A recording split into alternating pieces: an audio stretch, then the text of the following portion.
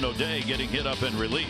Odrosic would come on to end a big inning in the 8th for the White Sox, and then the defense. Chris Davis out at first, out at third.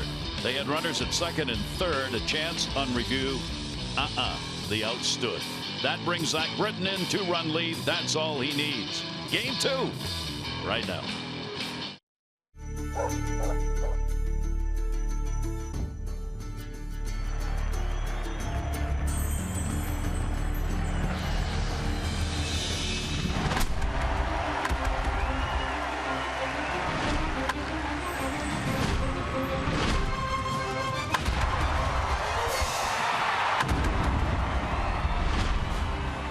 It's the Orioles on Masson, and we welcome you back to Chicago after a glorious summer day. It's a beautiful evening here for baseball. Game 2, the Orioles and the White Sox. Hi, everybody. I'm Gary Thorne, and welcome. For the Orioles, 30 games trying to get over that mark of 6 runs or less. Well, they did it last night, and they needed all of them, coming away with a 7-5 win. As a result, they entered today's play, remaining in a tie for first in the division with the Toronto Blue Jays. Last night was an interesting ball game that had a life of its own. Take a look. The Orioles able to get on the board early in the game as they had hoped. No score second, Pedro Alvarez. That is number 17. He was going to have another before the game was over. Top of the 3rd inning, Manny Machado, 2-run double. Hardy, Kim score. 7 RBIs Machado has against the White Sox. Top of the 8th, Pedro Alvarez, a bomb. I mean, he unloaded on that. That's number 18. Zach Britton would come on to finish this thing up. The Orioles needed defense. They got it, even though they committed 4 errors in the ball game. No review on whether that ball hit the foot of Morneau in the plate. So the umpires walked off, and so did the Orioles with the win. But boy, what an ending and what a ball game. Yeah, it was an amazing ball game. And really, when the Orioles or any team makes 4 errors, you better count yourself lucky to come away with a W. I think the Orioles were very lucky in last night's game. Lucky that their offense finally came around. I mean, they were pounding out some hits. Pedro Alvarez really setting the tempo. He's been on fire lately with the home runs. And I think he encourages this team. He got the game going with a home run, a solo shot, and the Orioles needed to make a mark first. They've had problems scoring early on the road, and it was the difference in the ballgame, I think, really changed the tide. You know, the bottom of the lineup is crucial when the Orioles need to hit, and they picked it up last night, turn over the lineup, pounded out 16 hits. That was impressive. What a way to start this road trip. And an interesting move made by Buck Showalter last week, and that's moving J.J. Hardy down to the number 9 spot. Now, that's not because he's not hitting. It's because he is. And he gets the lineup turned over, and he's either beginning or in the middle of a number of rallies over the last week. And that is the key. Turn this lineup over. Keep turning it over, because you get some thunder at the bottom of the lineup. Back up to the top, where Adam Jones has been very hot since taking over that leadoff spot. Jonathan Schoop against lefties. Manny Machado up there as well. The thunder of Alvarez and Trumbo. The Orioles got to get Chris Davis going. That is certainly the key on this road trip. But everybody else really starting to contribute right now. And you know, when they start passing the baton, the best offense in the game, hands down. See whether or not they can do that again tonight. For the Orioles pitching wise, they needed a left-handed starter. They got one. Wade Miley is his name. We will have a chance to talk with him when we come back to Chicago.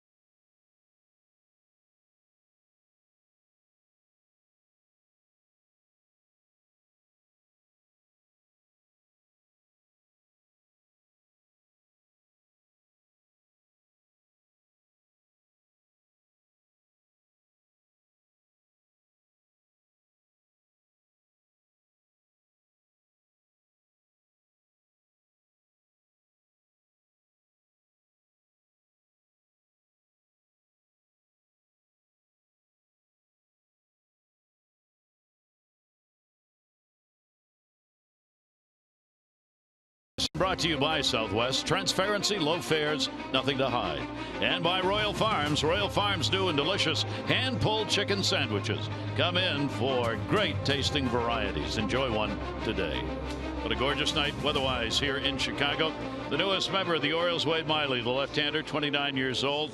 First-round pick Diamondbacks. There's his major league mark in 158 games. Experience with the American League East, having pitched with Boston and Seattle, and now the O's. There are the career numbers against the East. He'll have a lot to do against the East in the final 2 months of this season. Had a chance to talk with him earlier today about facing Eastern Division opponents. It's a different animal, no doubt. Those lineups, 2, 3, 4, 5, they're stacked. There's not a whole lot of holes in the lineup, but in the end, it's just baseball. Execute pitches, and you should be all right. Describe yourself as a pitcher, will you? Just tempo guy, just work quick, just try to locate. I feel like that's when I'm at my best. I'm locating, got command of at least my fastball. But tempo is a big thing for me. Keep the pace of the game going, and kind of keep the defense alert and the offense kind of off their toes a little bit. You work in a hurry. Where did that come from? Somebody show you that, or you just have it all the time? When I got to college, my freshman year in college, our coach came in, and he wouldn't let us throw the ball around. He just wanted a quick pace game, so just never turn your back on the catcher. And I liked it, so I just rolled with it.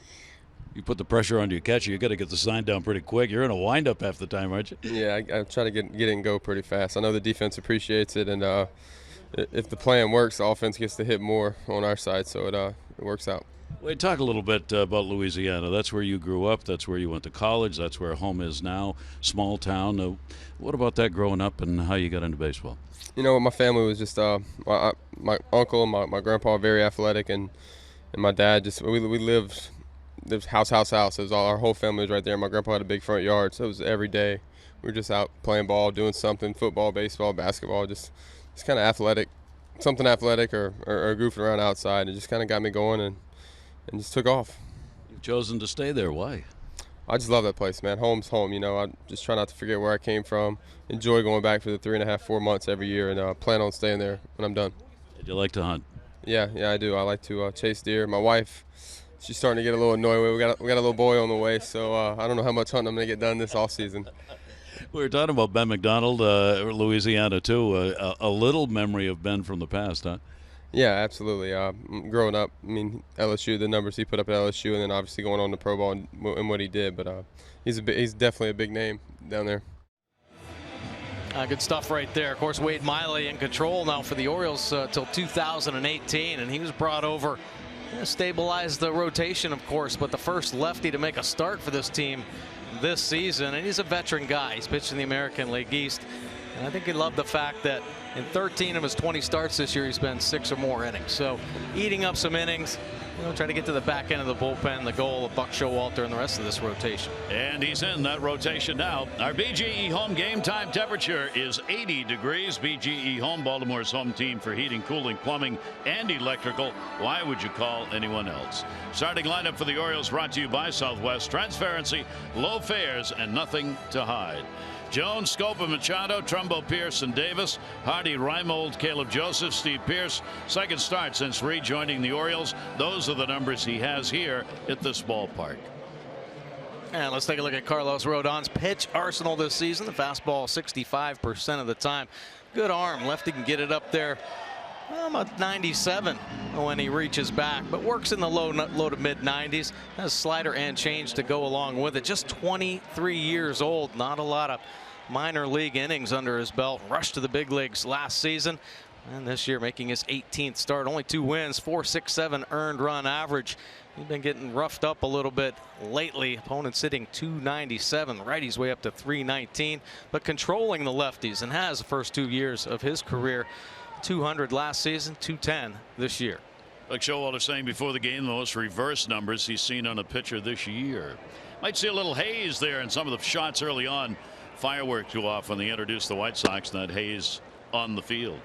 First pitch, Adam Jones leading it off for the Orioles. Adam, a big 3 for 4 RBI in the ball game last night. He's now 8 for 19 against the White Sox this season. The Orioles now have a 3-2 edge in the season series, and their road record improved to 23-29 with the win last night. Rodon's delivery, and that'll be put up in the air into the haze. Second baseman, maybe Saladino, the best angle over there, and will drop it. It's a fair ball. Jones on his way to second base. Saladino, I think, still thought he had it after the ball had bounced. He acted as though the ball was in his glove.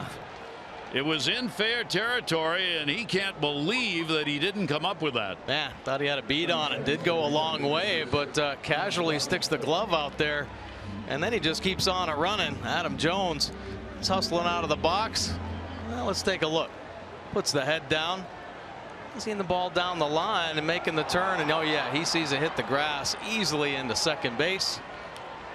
Good start for the O's. Yeah, what a way to start the ball game. That'll be a double for Adam Jones, and the Orioles get a scoring chance immediately in this game. Those are the kind of plays that are the difference between the White Sox and the Orioles. The White Sox don't make those plays, and the Orioles do. The White Sox, when they get a chance like that, don't take advantage of it, and the Orioles do. Absolutely. Yeah, the difference between winning and losing teams. Now, the White Sox, you know, they've had their ups and downs with some injuries this year, and there are some talented young players, but we saw it even last night. And unfortunately, Saladino made a big error, costly error from shortstop, moved over to second base in this ball game. Now, that not considered an error, but definitely an opportunity lost. And that one's going to be taken to center field. Little sun out there. Eaton diving. He can't get it. Adam Jones will go to third. Scope will stay at first base. Now, the sun may have affected the jump he got on the ball. He was coming from sun to shadow. And two plays where there could have been two outs end up with two hits. Now, Eaton obviously out in center field. See all the shadow, sun, shadow, sun, shadow. And you think it's tough for hitters. Well, how about trying to get a read 350 feet away off the bat? That ball off the end of Jonathan Scope's bat. So not the best jump, but does end up closing the distance and almost making a special play out there. Boy, what a start to this game for the Orioles. Great chance. See, Adam Jones had to wait. Thought that ball was going to be caught. So the Orioles get runners on at first and third. And Manny Machado's got another RBI chance with nobody out. Infield back. They'll play for two. And the pitch will be taken down low for a ball. Manny had a big 3 for 5 in the ball game last night with 2 RBIs. He's having a heck of a year against the White Sox. 11 for 22 with 7 RBIs against Chicago. That one gets boxed, rolls a little bit away. Runner will stay at first place, and the count goes to 2-0. Boy, what a tough start for a 23-year-old left-hander. He's got to try and get right into it here in the first inning of this ball game. Find a ground ball and get a double play is what he's after. Machado, a 2-0 delivery to him. Manny will take the pitch. That's going to miss, and the count goes to 3-0. Yeah, a little erratic right now. Take a look at Rodon's opponent average by situation. Bases empty, 281. You start getting runners on base, and it jumps up there. 318 runners on. 311 runners in scoring position, and that might just be youth trying to find a way to get through lineups, especially when the pressure gets on. The leverage situations step up. You learn to keep yourself calm. Rodon, he's high wired. There's a lot going on in the youngster's mind. Very aggressive out there. And a strike taken. Manny was going to go to first base. He thought he had the walk on that and didn't get it. So the count will go to 3-2. A short arm right here, so quick, much like Zach Britton, and he can rush it up there. 96 right there. And the 3-2 delivery, and he strike him out. So Manny hitting 300 with runners in scoring position. Not that time. Rondon gets a big K. Yeah, he says, here it is, hit it if you can. 98 miles an hour. And Manny Machado, take a seat, challenged with the heater. Comes up with a big time heat fastball. Infield will stay back, looking for the ground ball again. Here is Trumbo.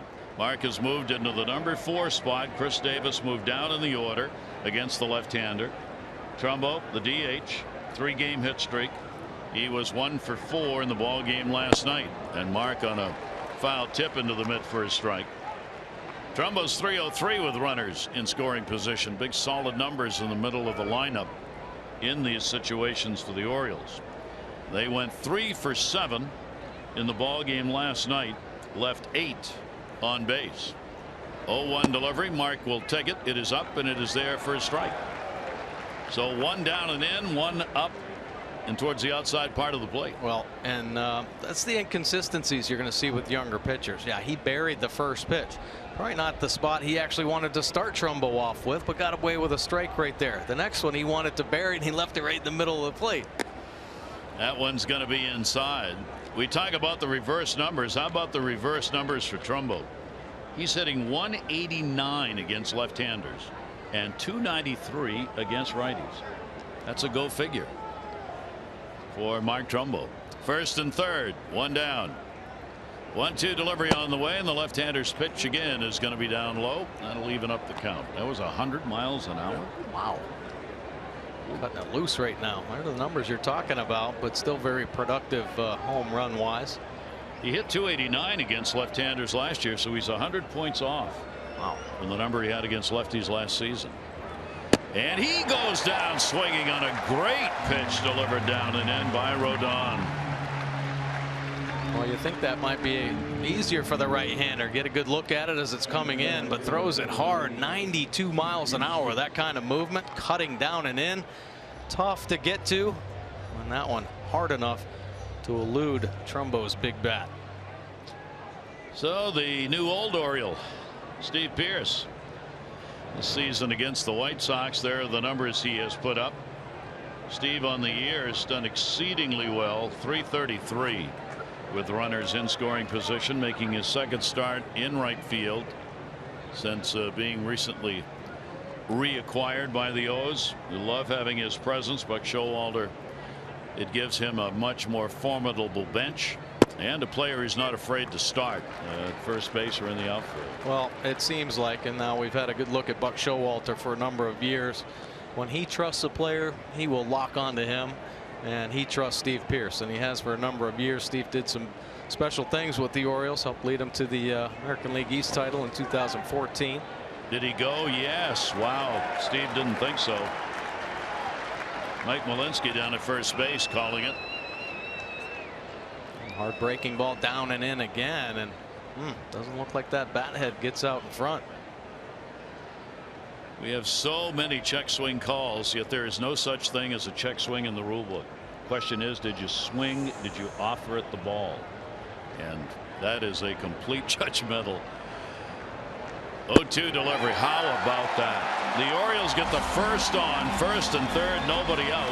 Rodon strikes out the side.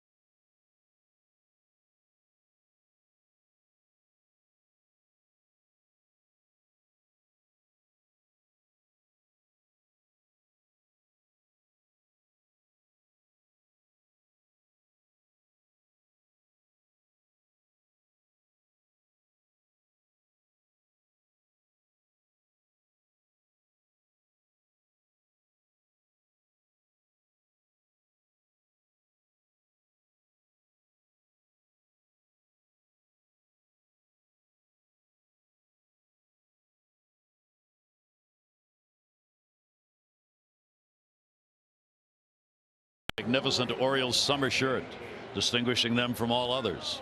Take a look at the starting lineup for the White Sox. Anderson, Cabrera, Eaton, Abreu, Morneau, and Frazier, Garcia, Navas, and Saladino.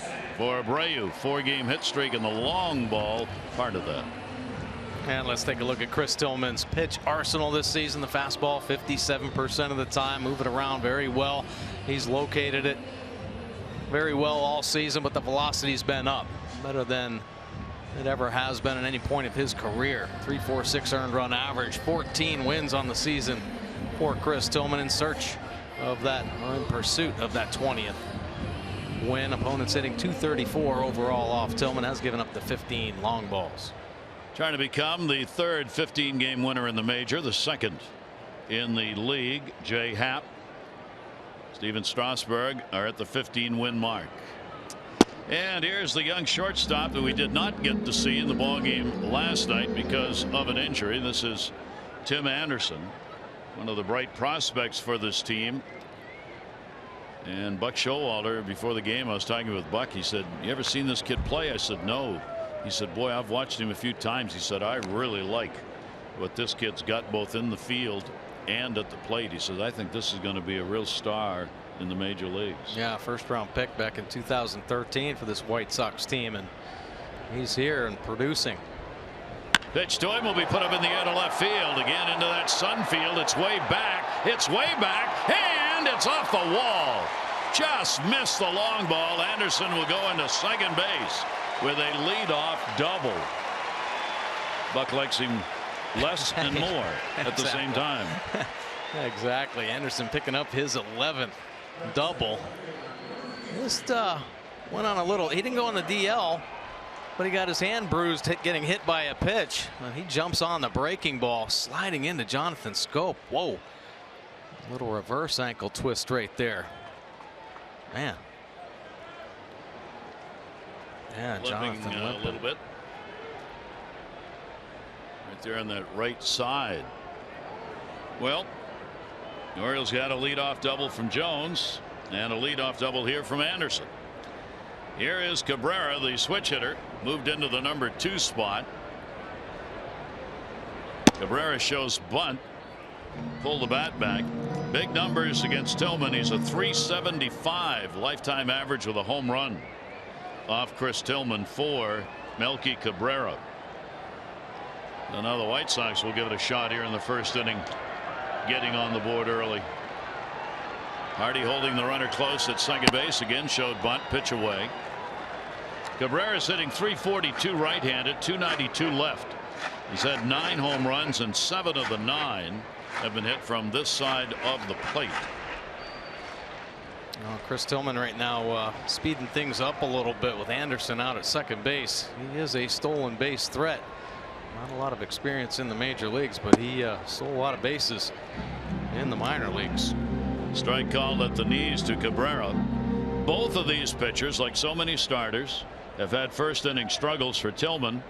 He's given up 10 runs on 24 hits in the first inning. ERA is 3.91 in the first inning. Opponents hit .279 against him. And that's both those numbers way above what he does overall in the year. 3 ball 1 strike count.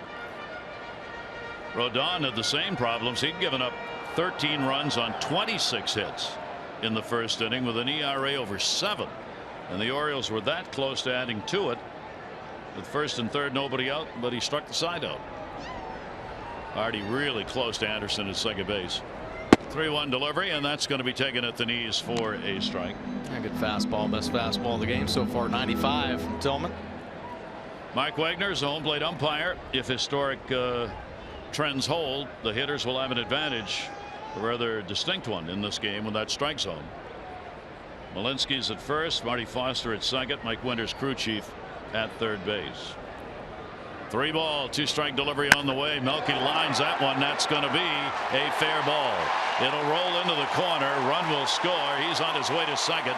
Ball gets stuck there, but retrieved by Steve Pearce. Back-to-back doubles, and the White Sox have a 1-0 lead. Wow, back-to-back doubles, and both doubles on breaking balls. Cabrera picking up his 26th double of the season. Take a look at the Nissan pitch track. There it is, cutting down and in. And lefty's dream right there, just dropping the head on the pitch. Not a terrible pitch from Chris Tillman, but Cabrera seemed like he was waiting on it. 51 RBIs. Cabrera's now got a 12-game hit streak against the Orioles. Extended right there in his first at bat. Here is Adam Eaton. Eaton back into the number 3 spot after leading off last night. Nobody out, runner at second base. He bunts, and way too hard. Eaton's got some outstanding speed, so he will lay down bunts, attempting to pick up base hits. He's not trying to sacrifice there. He's looking for a single. Yeah, he's trying to do both, right? Get him over to third base and get himself on, because he alone puts pressure on some defense with his speed. Melky Cabrera at second base, taking a look around as Hardy again will be the defender, trying to hold him close at second base.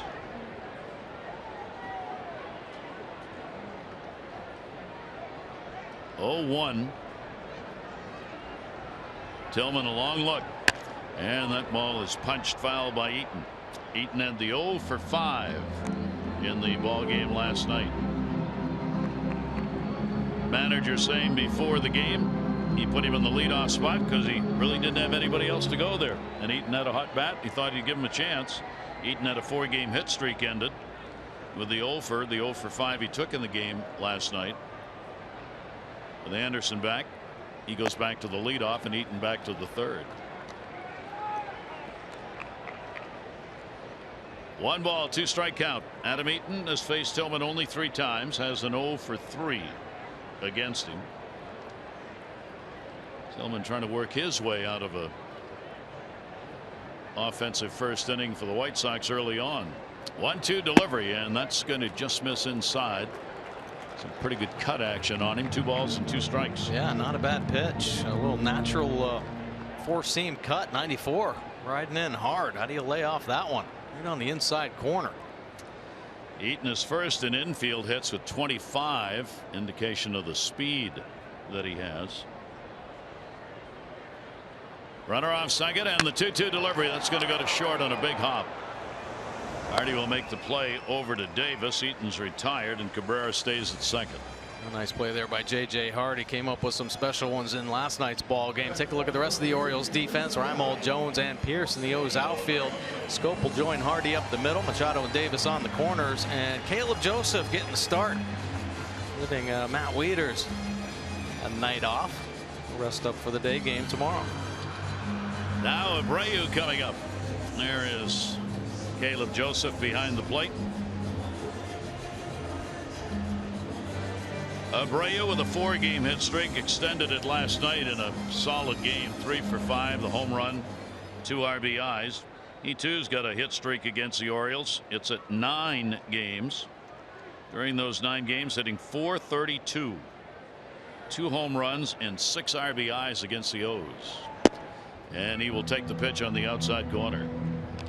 Nice pitch right there from Chris Tillman. Take a look at Chris's opponent average by situation. 243 bases empty, 221 runners on, runners in scoring position, 234. Very good numbers across the board this season for Chris Tillman. Abreu waiting, and the 0-1 delivery to him, and that one is going to be away, and a 1 ball 1 strike count. Abreu 6 for 16 during the hit streak, the 4-game hit streak he has going right now, has homered each of the last 2 after he'd gone 32 games without a home run. Off second base, Cabrera. 1-1 delivery, and that's going to be outside. 2-1. Yeah, you don't want him locking in now. He's feeling good. Success against the Orioles. Last 2 games, home runs.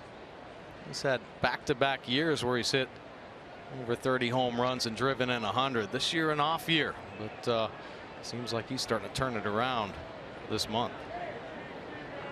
2-1. That's in the dirt. Joseph makes a stop on it. The count goes to 3-1. Against the White Sox for Chris, he is 3-1 lifetime, a 3.29. He's had 6 career outings now against the White Sox. He's very good in this ballpark. Has been 2-0. ERA of 2.04. This is his 4th start here at Cellular. 3-1 delivery, and that'll be popped up in the air, first base side, not a play. Change up right there. Got away with it though. It floated up at the top of the zone. You know, you think you throw the change and a hitter's count, 3-1 count, still have to execute. And Abreu just missing that 5th pitch all over the white middle of the plate. Reyes got an RBI sitting out there at second base. He can pick up a base hit. 3 ball, 2 strike count. And again, chops that one into the seats on a line. Fine catch. And the count will stay at 3-2. Abreu started August out with thunder, 6 for 16, and the 2 home runs Mike was talking about. That's a heavy bat you look at pregame meetings as to who you don't want beating you. Yeah, they got a couple guys swinging it right now. Garcia, the right fielder. 3-2 pitch again, and he got him on the inside corner, and no argument. Tillman gets his first strikeout. 2 down. Boy, what a great pitch from Chris Tillman. Nice call by Caleb Joseph. Steady diet of pitches away, and then he just dots up 93 down and in. Caleb Joseph locking it up. That catcher's glove did not move at all to help Tillman get that call. Big second out to get the hot Abreu. Justin Morneau. Morneau was the final out in the ball game last night on a ground ball to first base, but of course the game could not end easily and definitively. 2 away, runner at second. Morneau 1 for 4. Morneau claimed the ball hit off his foot and should have been foul going before it rolled down to first base. There was no call on it. Robin Ventura came out to argue it. Mike Winters, home plate umpire and crew chief, said nope, didn't hit him, and that it's not reviewable. Thus, game over. Morneau fooled on that pitch, and a good one, and the count goes to 0-2. Yeah, nice breaking ball right there. Well, Chris Tillman's thrown more of the cutters this season, but he's got that big 12-6 hook in his back pocket, and he buries that one. Hit Morneau out in front, and it finishes the right way, bottom of the zone. Morneau with the runner at second. There are 2 down. Melky Cabrera picked up the RBI, and he's out there. Joseph another stop. Cabrera started to go. Decides better of it and heads back to the bag. A beautiful block here by Caleb Joseph. Wieters and Caleb, very good defensive catchers. Caleb turning that right side to hood that baseball and keep it in front. 1 ball, 2 strike count. A little bigger lead for Melky Cabrera at second in this at bat. Orioles not trying to hold him in close, and he goes upstairs and gets him. 2 strikeouts in the inning, but a run on 2 hits, no errors, 1 left. White Sox have the 1-0 lead.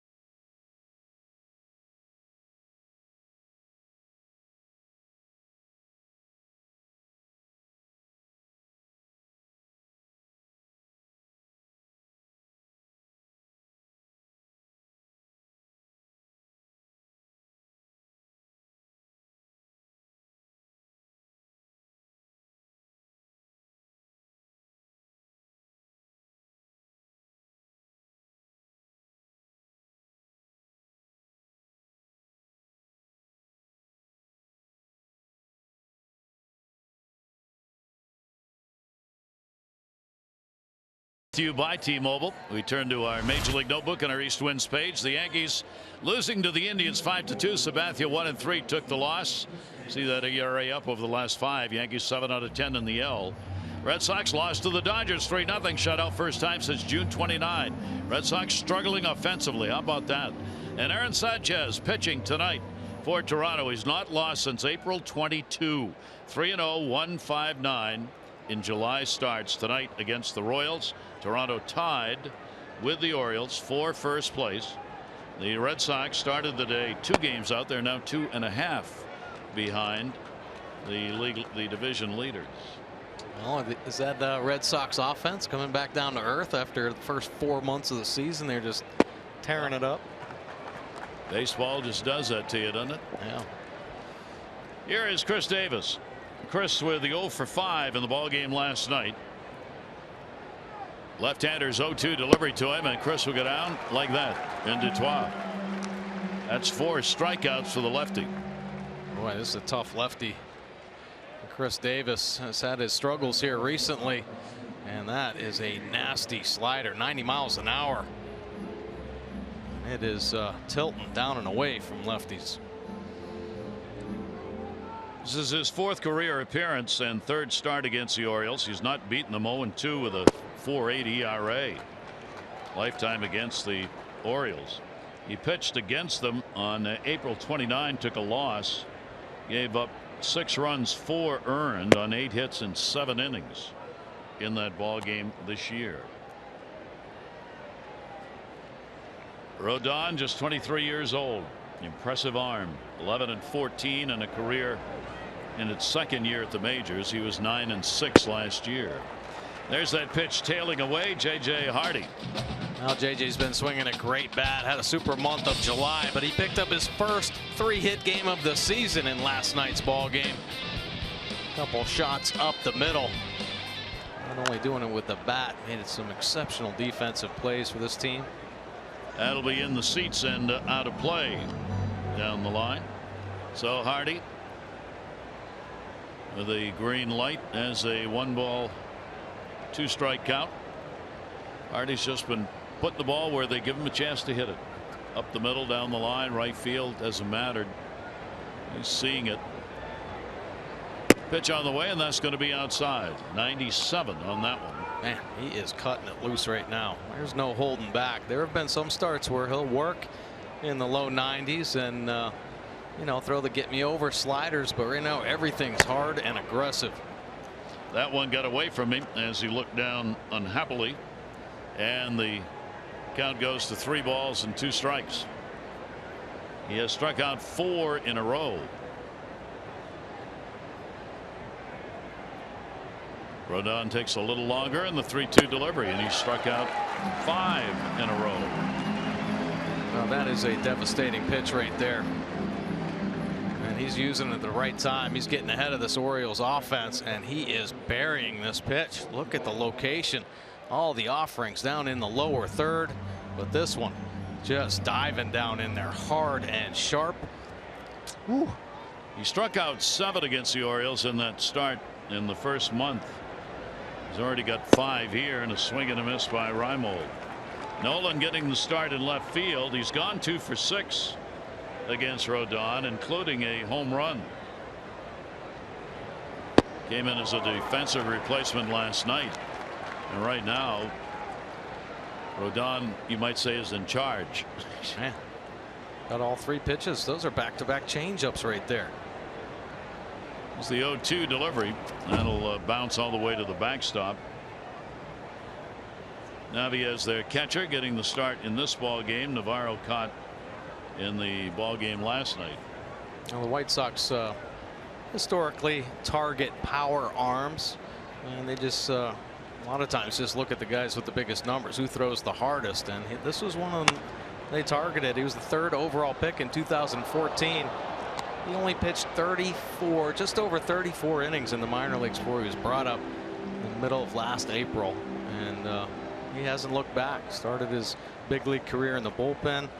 Didn't take long to move him into the rotation last year, and now he's been there ever since. Trying to hang in there. Reimold on the pitch up and away, didn't dare let it go by, and the count will remain at 1 ball and 2 strikes. Left-hander works quickly. He gets that ball and he's ready to go. And a shattered bat ground ball. The barrel goes down to 3rd. Frazier picks it up and got the out. He had to avoid the barrel of the bat that ended up in shallow left field.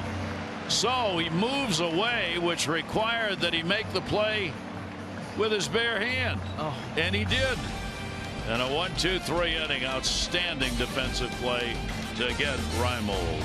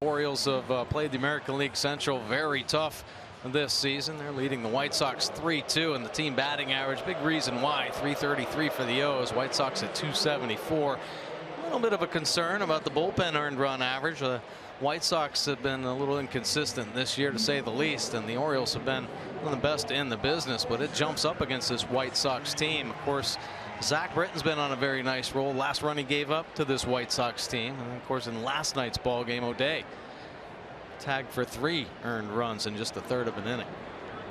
And Tillman with the off-speed delivery is in there for a strike.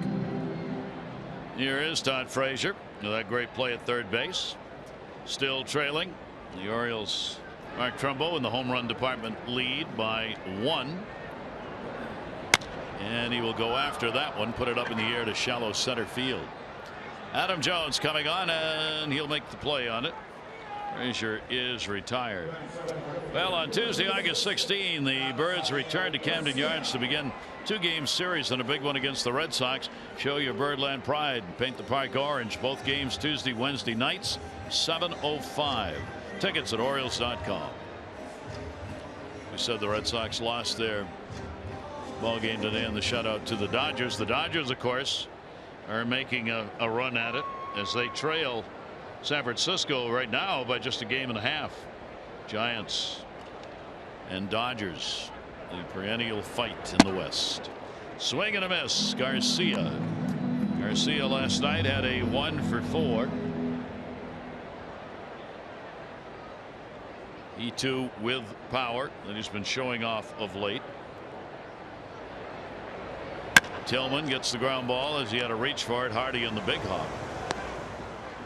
2 down. Tillman getting some good angle down and away to the righties right now, and he's locating his 4-seamer well. His cutter will play big off that pitch. Left a few of those cutters on the plate in the first inning.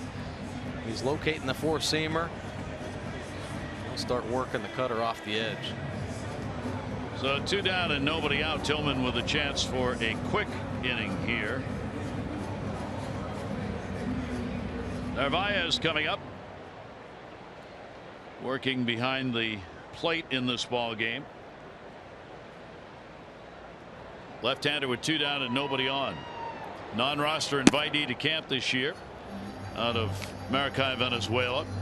He is 24 years old. Real good defensive catcher in his minor league seasons that go back to 2009. 1-0 pitch to him, and that'll be put to center field. Jones coming hard, and he'll get there and put it away. That is a 6-pitch inning for Chris Tillman. Retires the side in order. White Sox lead after 2.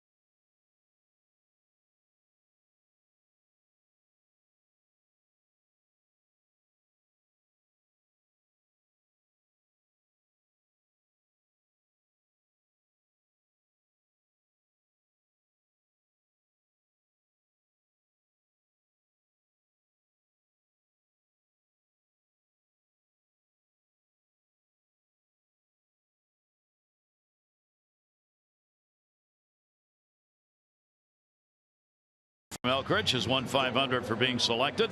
500 more for every Orioles home run hit tonight. Play Home Run Rich's scratch-offs, win up to $50,000, or enter non-winning tickets for a chance to be the contestant of the game. Visit mdlottery.com/baseball. Reginald, may the winds be with you, blowing out towards right field. As they do here at U.S. Cellular, with the big billboards that were put up after the ballpark was built. Wind comes in from left, comes to the plate, circles back out to right. Rodon. Caleb Joseph at the plate, goes after the first pitch, down to third. Frazier's up with it. Pitch in and out. Here's our Maryland Live Casino Inside the Numbers. Oh, how about Carlos Rodon's season splits? First 13 starts versus the last 4, and got off to a pretty good start. A couple wins, 4.16 earned run average, but he's been roughed up. He had the 8 quality starts in the first 13, no quality starts last 4. Home runs starting to pile up a little bit. Earned run average up over 6 right now. But he's made an adjustment, it appears, against this Orioles lineup. He's coming out throwing bullets. Got the cutter working. Fastball's been consistently up in the high 90s. This is just his second start since coming off the DL after a sprained left wrist. Came up against the Twins after returning from the DL. 5 runs, 8 hits over 6 1/3. He did strike out 7, walked 2 in that last start. Adam Jones chops that one at the plate. Thought about swinging at it again, decided maybe not. He'll flip it over to the ball boy. Adam a double his first time up. So Adams had 4 hits and 5 at bats in these 2 games. Rodon has not won since May 22. 1-1 delivery. He has had 4 losses and 4 no decisions since that win. That's a long time. Sure is. Even if you are just 23, or maybe particularly because you're 23 and in a hurry. Right. Robert Ventura knows, though, this is one of the White Sox rotation marks for a long time, they hope. That'll be bounced at the plate. Adam Jones has been enjoying this leadoff spot, but at this time 5 times this year he's had 3 or more hits in a game this season. Last night, of course, he had a big 3-hit game. Started this one off well with a double in the first. 2-ball, 2-strike delivery on the way. Up in the air. Right field. A lot of hang time. Garcia puts it away, and there are 2 down. Fireworks night's coming back to the ballpark at Camden Yards Friday, August 19. The Stros are going to be in town. The fireworks presented by the Baltimore Area Credit Unions. Hope you'll get out to the ballpark. That's August 19. You can get your tickets at Orioles.com or 888-848-BIRD. Orioles will wrap up this series tomorrow in a day game.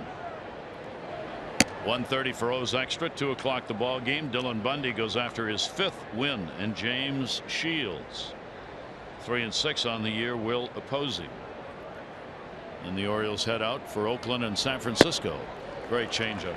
Jonathan Scope way out in front of that one. Boy, locating the change, down and away the right-handers, burying that cutter, hard slider down and in to the right-handers, and real good with his fastball.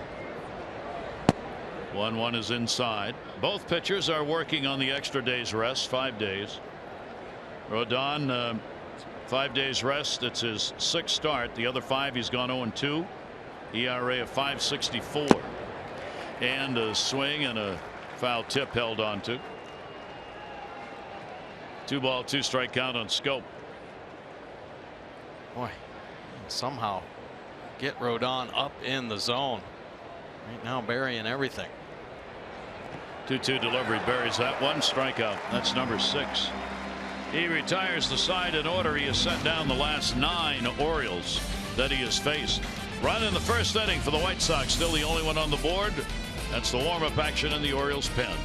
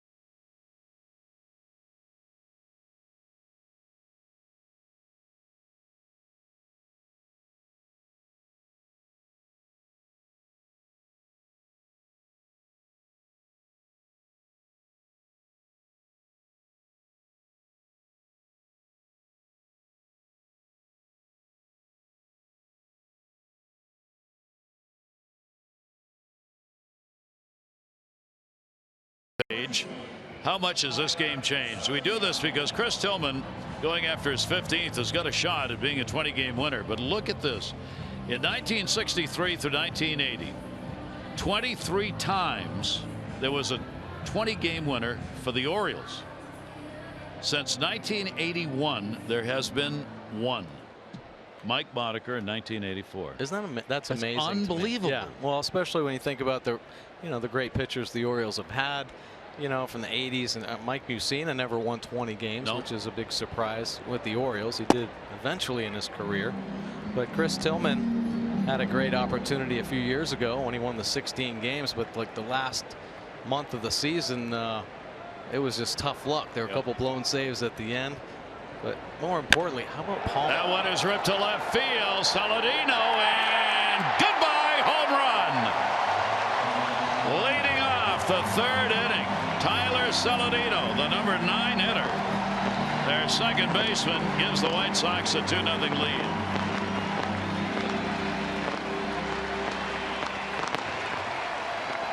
Pretty good swing right there.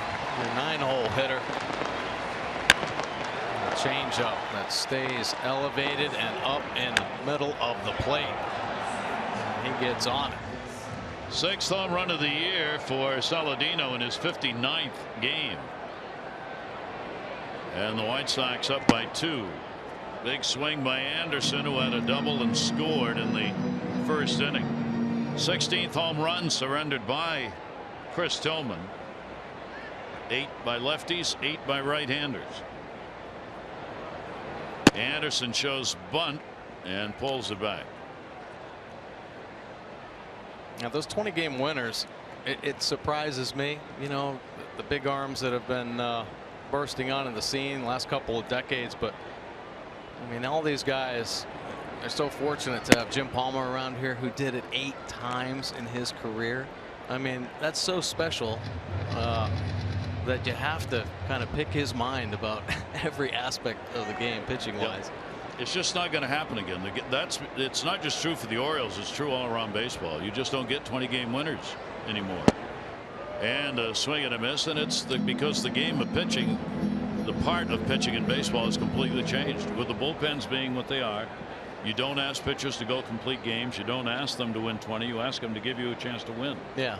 And they take a lot of non-decisions in games where the team may win, but the bullpen will get the W or the L. It's just a completely different ball game. But I still was astounded when we put that together. Yeah. And saw those numbers. Absolutely. Yeah. It's crazy. Plus, you had 4-man rotations then, so you had more starts in a number of those years.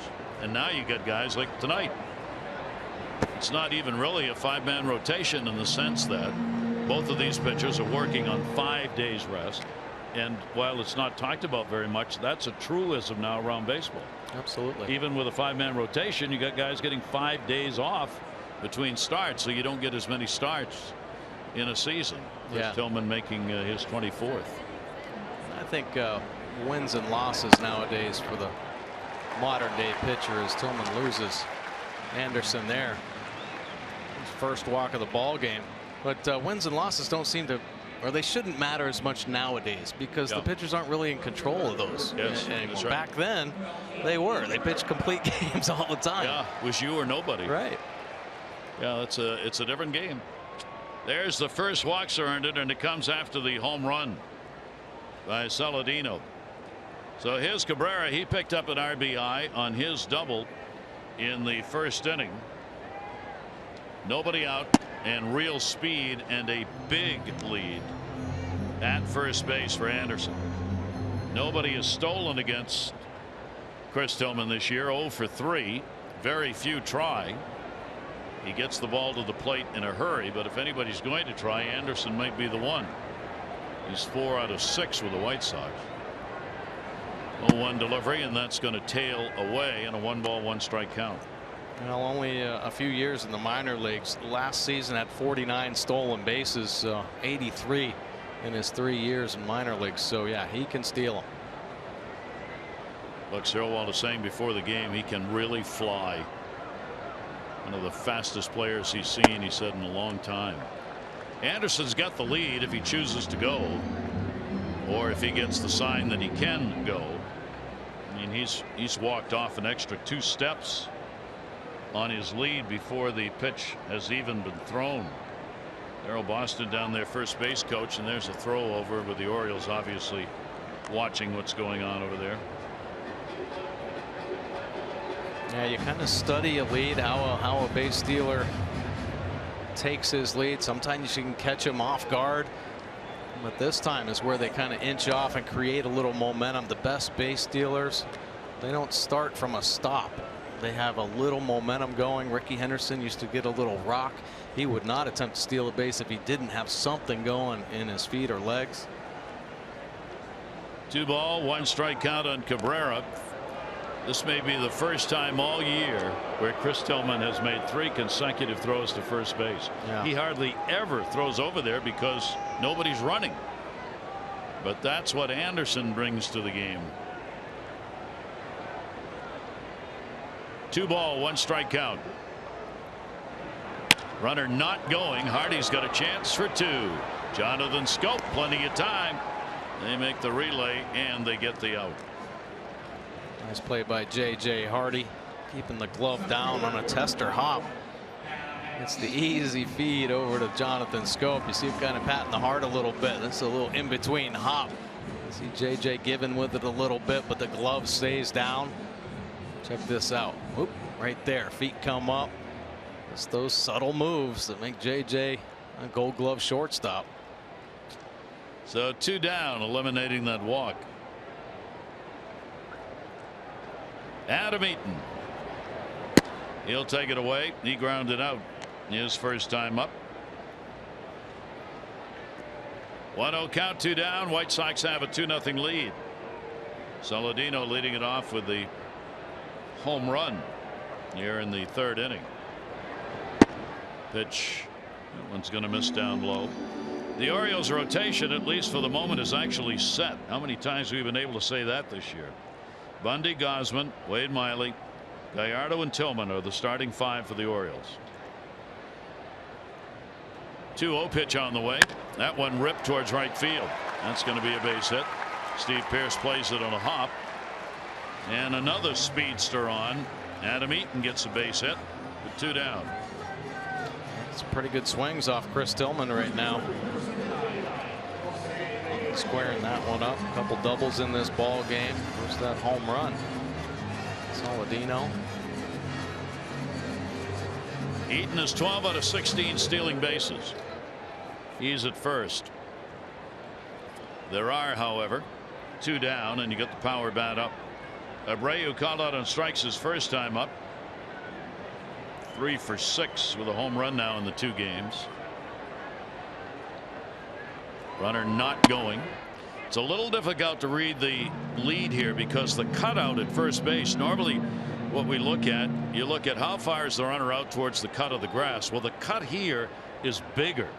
It's got a bigger angle, a much bigger angle. If the base runner was out to the edge of that grass where it turns back in towards the infield, it would be an enormous lead. In fact, you'd pick him off. That one hurt Abreu as he fouled it off, leg, foot, ankle. Take a look at this foul ball. It's leaking back in. 2-seam action, and he just hammers it down off the inside of that front foot. Abreu with a 2-strike count. 6 hits in his last 17 at bats during the streak.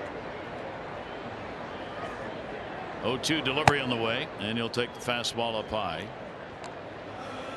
Now we'll go to 1-2 to Chris Tillman, who had the 6-pitch 2nd inning.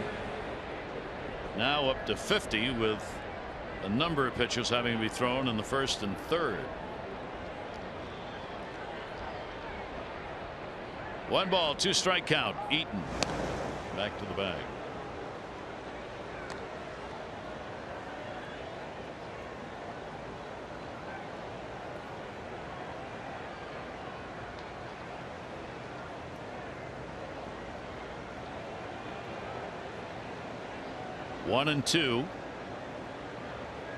Runner not going. Abreu down to third. Short hop. Manny on a nice pick. Makes the running throw over to first base and will record the out. But a run on a couple of hits. The home run by Saladino leading it off. 2-0 Chicago.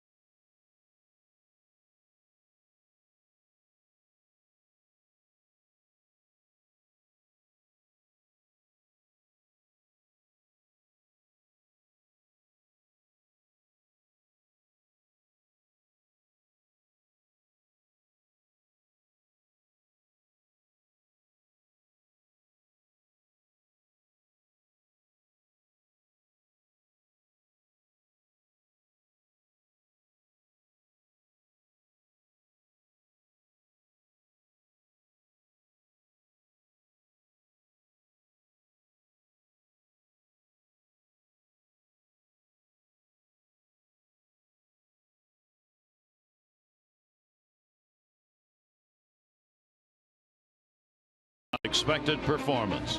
Visit buyatoyota.com. U.S. Cellular Field on the south side of Chicago. Good crowd on hand here.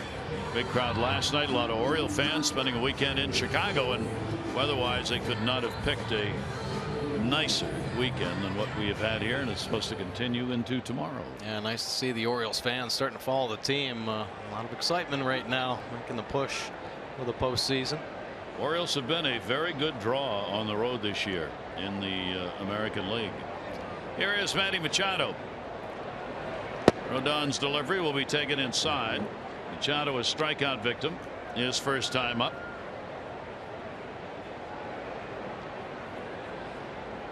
Left-hander's delivery up high for Manny.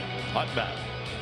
Yeah, but first multi-RBI game since July 5th. Doing it last night, smoking a double, driving in two. Down the line, right field. That's headed towards the line, and it is a foul ball. Right in the corner at that 335 mark. That didn't miss by a whole lot. It sure didn't. Manny almost looking like he's targeting right field right now. Get over anxious on a cutter.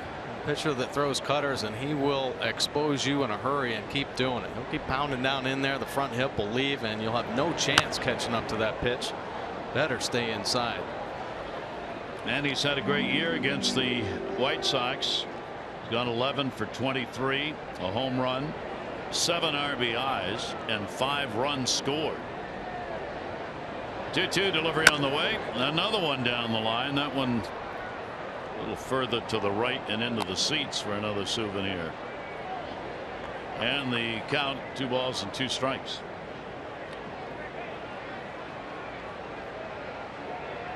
Manny 320 against the left-handers, 300 off righties. Rodon fires that one to the backstop. Rodon is a very emotional player, very emotional pitcher. You get a lot of activity out there and body language from him on almost every pitch. Oh yeah, boy, and you could really tell it how animated he was in that first inning. Frustrated, a couple hits. That's a fair ball. Frazier, 2 good plays made in the ball game by the White Sox third baseman. Yeah, he's had some testers. What a job, huh? Yeah, there's a bat head flying at him one play. This one on the run, head towards his own dugout. Throw on the money. Not only can he hit for power, play some defense as well. He's had 3 assists already in the ball game. Here's Mike Trumbo. Mark, a strikeout victim, his first time up with a left-hander. Pedro Alvarez not playing, and Trumbo getting the DH role. As we noted, against the left-handers, not a very high number. But Pedro Alvarez even lower. Pedro 148 against left-handers and Trumbo 189. So Pedro watching. And the book got him there, right? Yeah. Although Buck said it was a tough call. 1-1 delivery. When I was talking with him before the game, Buck said, look at these numbers, and you know, Rodon's 210 against the lefties and the 319 average the other way, and he says, I'm trying to figure out, all right, what do we do with that? And he said, I just can't put Alvarez in that kind of situation, and I've got to get Trumbo in the lineup, that right-handed bat, so Alvarez gets the day off. That's a tough call for a big league manager, because I mean, this game, so much of it is built on your gut. You know, yeah. You know a guy's feeling good. Down to third, not this time. Frazier thought he should have had it, went right under the glove, and Trumbo's got a base hit and a 4-game hit streak. It works out right there. Trumbo getting on it, pounding it through the 5-6 hole. Take a look at the location. Catcher wanting it on the outer third, but it cuts back in, and Trumbo able to pound it through the 5-6 hole just underneath Frazier's glove. So Trumbo's on as the Orioles get their third hit of the ball game. Steve Pearce, the strikeout victim, will take the pitch up high for a ball.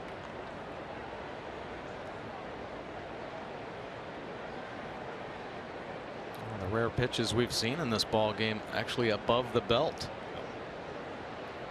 1-0 delivery on the way. That one down, bounces. Runner will go to second base. That'll be a wild pitch call, and the Orioles get a runner in scoring position. He spikes this one. Boom, almost catching the foot of Steve Pearce. Command has been a problem in the past. Last year averaging 4.5 walks per 9. This year much better, though, just over 3. So command getting better with all of his pitches, but still susceptible to mistakes. 5 wild pitches on the year, and this is 18th start. So Pearce gets an RBI chance, could cut that lead in half with a base hit here.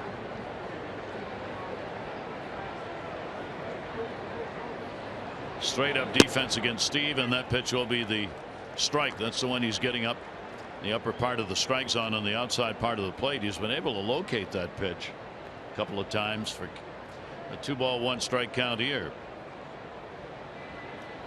We'll see where that's going.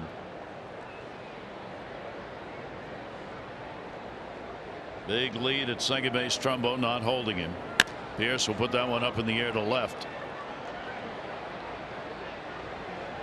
Cabrera's there, puts it away. 2 down. Trumbo stays at second base. Text Masson's word of the day, school, to 29292 for your chance to win an Adam Jones meet and greet and hair cuttery gift card from Masson. That's school to 29292, brought to you by Hair Cuttery, home of the smile back guarantee. A word that makes moms go yes and kids go oh man. Yeah, school starts middle of August here in Chicago, you know. Yeah. Yep. And Chris Davis. Chris, the strikeout victim, is first time up. 1-0 count, 2 down. Chris 2 for 16 to start the month of August. Runner at second, shift on all the way around. Interesting, though, they do take the bunt away, or try to. Frazier's not moved over and back in that shortstop spot, the third baseman. In fact, he came in 2 or 3 steps on the delivery. Well, there might be some concern that Chris Davis starts picking up some hits, no matter how he gets them. Might be the hit that gets him rolling. Of course, the White Sox would love for his bat to stay cold in this series. 2-0 count. Outfield way back. Chris will take it inside. Chris and his wife Jill involved in the Casey Cares 5K race that took place today at the ballpark in Baltimore. And Megan Viviano came away with the win in the 30 to 39 age group. Wow. Women's age group today. 3-0 pitch on the way, and that's going to be there for a strike. 3-1. Congratulations to Megan. We are on WJZ tonight, so Mark is cheering for his wife somewhere, a winner in a 5K group. Well, Mark must have ran it as well, right? Yeah, he's. Yeah. But not as fast.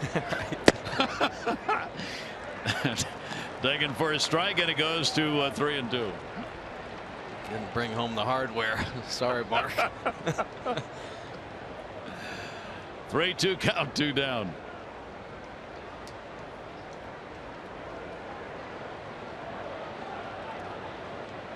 Here's a delivery to Chris Davis, and he will draw the walk.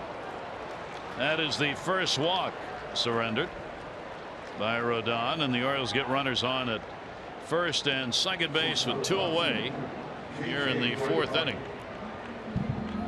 And again, Rodon gave it the big 360 twist, shake of the glove, shake of the head. Yeah. On ball 4. Good at bat by Chris Davis right there, though, working him. Now J.J. Hardy. J.J. a strikeout victim, his first time up. Hardy 325 with runners in scoring position this year, and he'll take the ball down the line and right into the seats foul. So Hardy up from the 9 spot into number 7 for this game. Buck Showalter really juggles the bottom part of the lineup, completely dependent on matchups. Who's hot at the moment?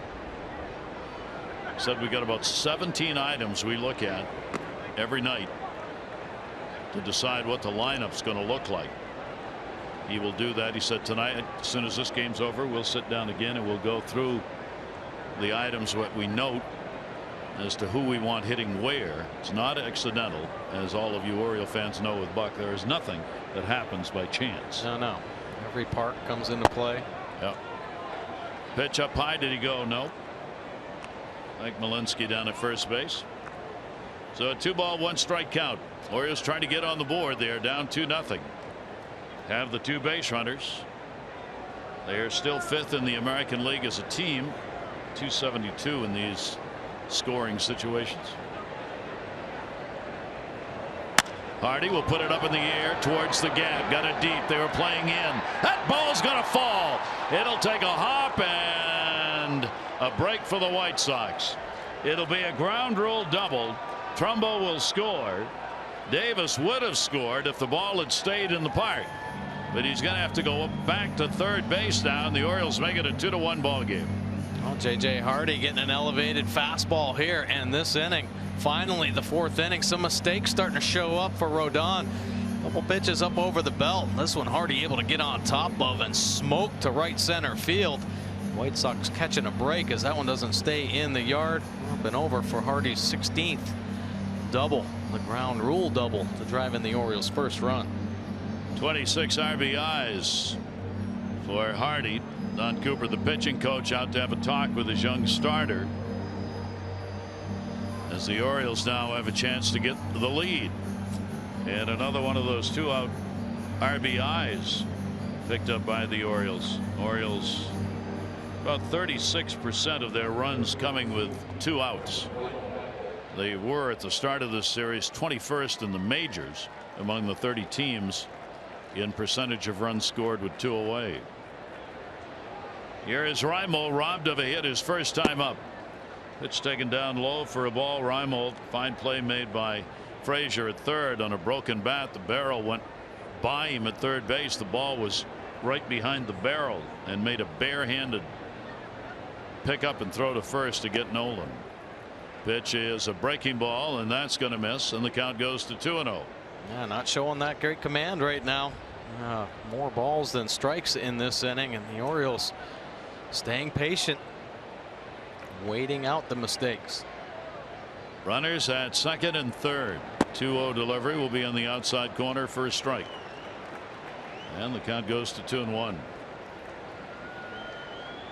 You see 1 through 75, 314, so getting them early seems to be the key. It's over 75, pretty good numbers. Ground ball is going to go to short, fielded by Anderson. His throw is there in time for the out. Orioles get a run. They do it on a couple of hits. RBI Hardy, 2-1 White Sox.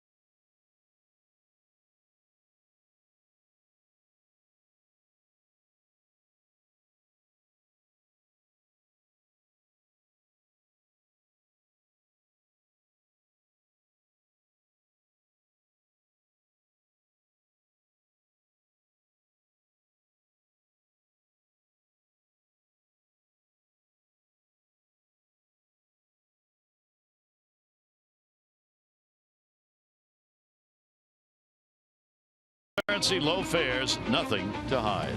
And by University of Maryland University College. Gary Thorne and Mike Bordick. White Sox with the 2-1 lead. The Orioles won the opener last night 7-5. Iván Gallardo 4-3 the winner. Former Oriole. Miguel Gonzalez the loser 2-6. Britton got his 34th consecutive save of the year. Tillman on the mound looking for number 15 in this one. And here is Justin Morneau. Morneau will take it outside. Strikeout victim his first time up. Frazier and Garcia to follow. White Sox losers of 7 of their last 9. 5 games under 500. And that is the most games under 500 they have been this year. Robin Ventura's ball club making a lot of changes. Getting some of the younger players up to take a look at as they are 10 games off the pace in the Central. That will just miss. And a 3-0 count on Morneau. I'm trying to get a strike on that outside corner, and it's a little too fine right now, falling behind. A dangerous power hitter. The 3-0 delivery on the way to him, and Morneau will take it for a strike. Morneau, great veteran, picked up by the White Sox, signed as a free agent. And he'll pop that one up in the air down the line left field. Long run. Manny Machado trying to get there, and it hits and fell right between Reimold and Machado. Man. Boy, Manny went a long way and almost came down with that ball. Had a lot of hang time. Nolan slid over into the left center field gap. It's up there that long. Boy, hope for an out, right? Some pretty good hang time. Reimold was moved around towards center a little bit. So Morneau gets an extra swing at the plate. A 3-ball 2-strike count. Morneau 306 lifetime against the Orioles, 9 home runs. Tillman with a full count delivery to him, and he'll take it, and he's gone. That way, not that way. Turn left, not right. He thought he had the free pass on that one. Well, let's take a look at the Mercedes pitch track. And take a look. Working the outside edge the whole at bat. And Caleb Joseph, a subtle move with the glove. Watch him suck it in to the corner here. And that helps Tillman get the call there. Morneau down.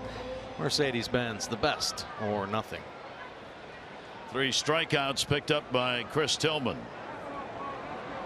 Todd Frazier has flied out to center field. Frazier has not fared well against the Orioles. He's only had 3 hits and 19 at bats. 2 of the 3 hits home runs. That's this year. Lifetime against the Orioles, a 129 hitter with the 2 homers. 1-0 delivery to him. Frazier will take that one outside for a ball. Tillman working backwards on a number of these hitters in this game, falling behind 1-0, 2-0, and then coming back to get the outs. You get the outs, but it does increase that pitch count in a hurry. Frazier will take that one. It'll be at the knees on the inside corner for a strike. Frazier coming into the year, 257 career Major League batting average. Best home run years the last 2. Going to be even better this year. 2-1 delivery, the off-speed pitch away.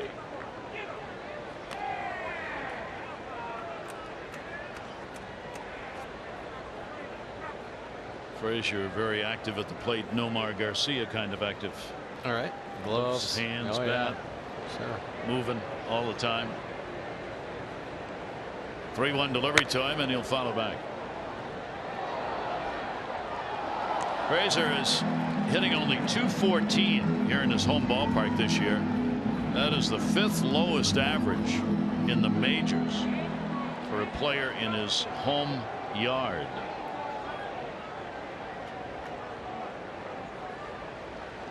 Three ball, 2 strike count. And went up a little bit on that one, trying to drive it. You can see that home run cut that he takes. Now, Frazier having problems hitting here, but everybody. This is definitely a pitcher's park. 4th fewest home runs allowed. 7th lowest batting average. 4th fewest runs per game. 7th lowest slugging percentage. Everything lowest in the American League. Tough park to hit in, especially early in the year when it's cold. And nobody really wants to swing anyway. Frazier up the middle, knocked down by Tillman. He'll take his time, fire it over, and get the out. Good play by Chris Tillman.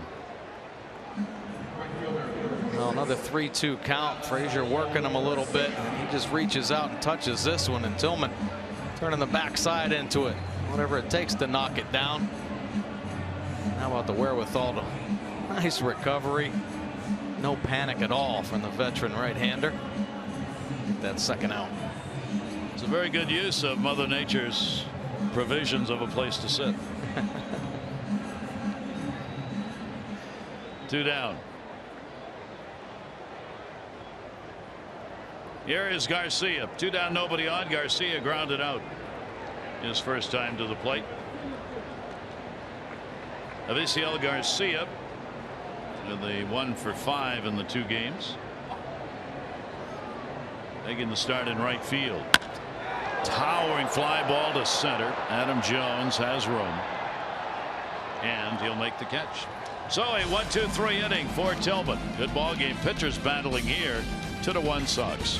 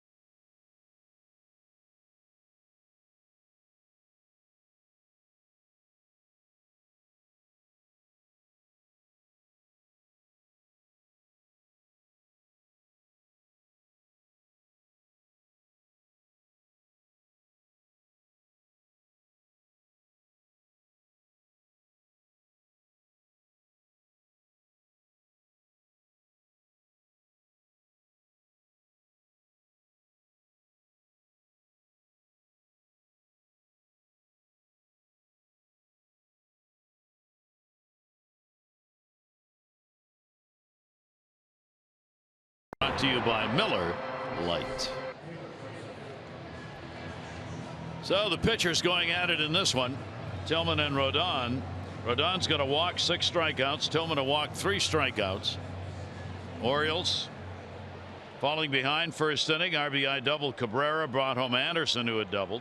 Home run. Saladino leading off the 3rd. Orioles got on the board in that 4th inning. The RBI double by Hardy.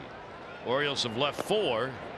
3 of those in scoring position. 2 left on, but the White Sox only 1 in scoring position.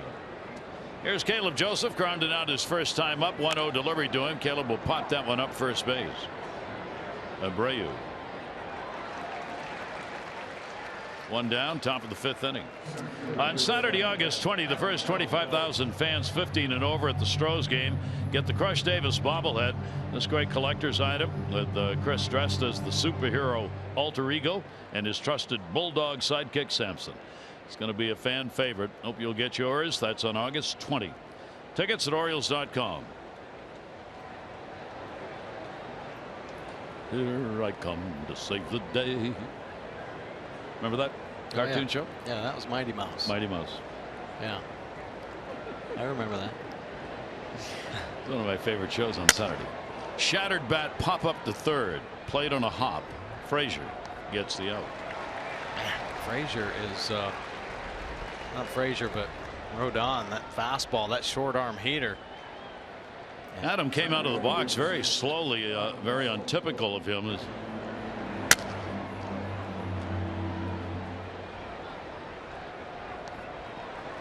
Kind of limped a little bit after he got by the bag. Take a look. Fastball boring in on the hands. Little hop on that right foot. There's a couple of really quick outs. Jonathan Schoop has singled and he is struck out. 1-0 count, 2 down. Rodon's delivery, and that'll be to center field. Eaton is right there. Boy, that's a quick inning. Yeah, these pitchers putting them down. This one a 1-2-3. It remains 2-1 White Sox.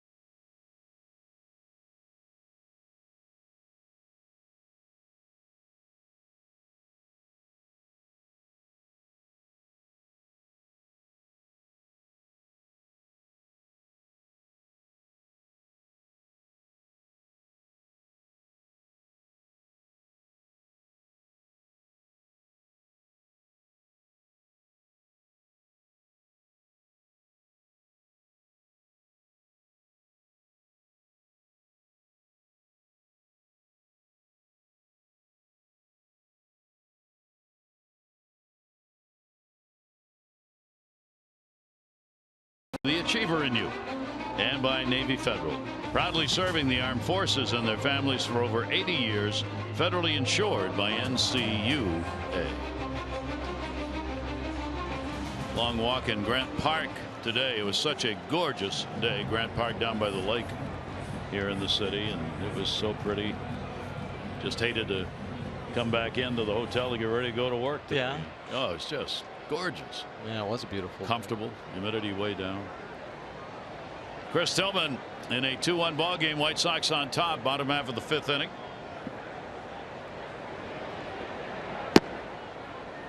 Narvaez at the plate. Omar Narvaez in the 8th spot. Saladino and then Anderson.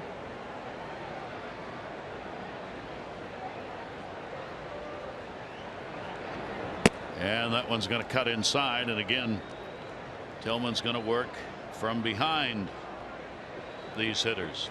Chris retiring 67% of leadoff batters coming into the ball game. They've had the leadoff man on twice so far in this game. A double and a home run. That's outside, 3-0.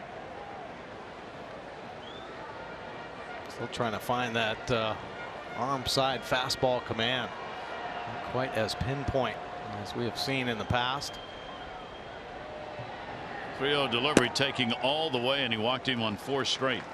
That's a leadoff walk. Take a look at our Express Care Express Stat.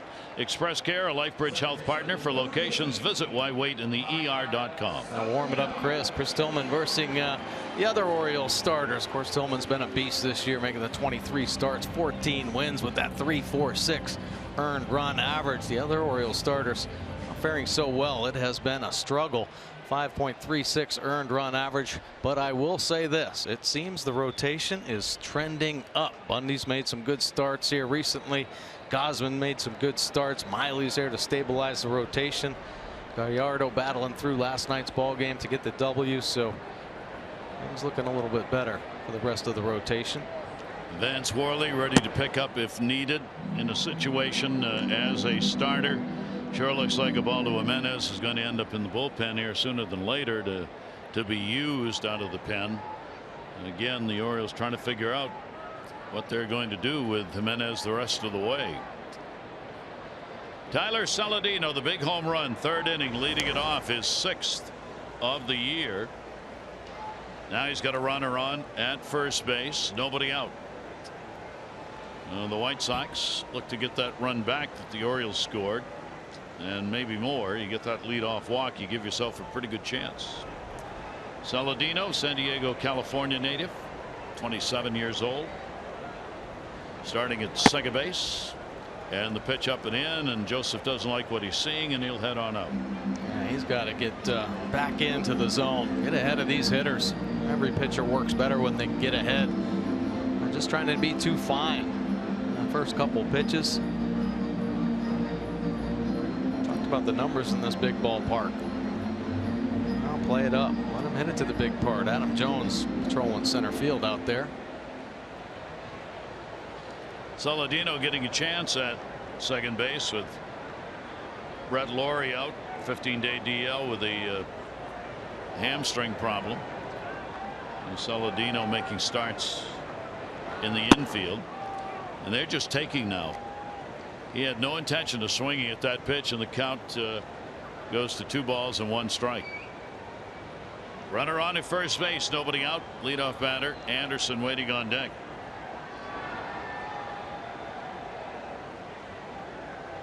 Saladino, a 7th round pick back in 2010. 2-1 delivery to him. Pretty good cut at it. Fouls it right into the screen though, and the count goes to 2 balls and 2 strikes. So he's been coming up through the White Sox organization. If you read most of the scouting reports and reviews on organizations, the White Sox seem to have the best of what they have below here. Not particularly loaded in the minor leagues. 2-2 delivery on the way, jammed him. Manny Machado halfway to second. Schoop, that quick release, and a fine play by Davis. And a major league double play turned right there. Boy, these two, Manny Machado and Jonathan Schoop. Ball gets in their hands and special things happen. Tough ball here. Slowly hit ground ball. Manny's got to aggressively take that lateral pursuit line. As soon as it hits the glove, off to Jonathan Schoop, and Schoop the quickest hands in the business. And he can cut it loose from there as well. Manny, quick delivery right on the money, and off it goes. Probably about 95 across the infield. He can gun it, so 2 down. Anderson goes to short. Fine backhand short hop, J.J. Hardy. And there's that infield again, showing the great defense that helps shorten innings.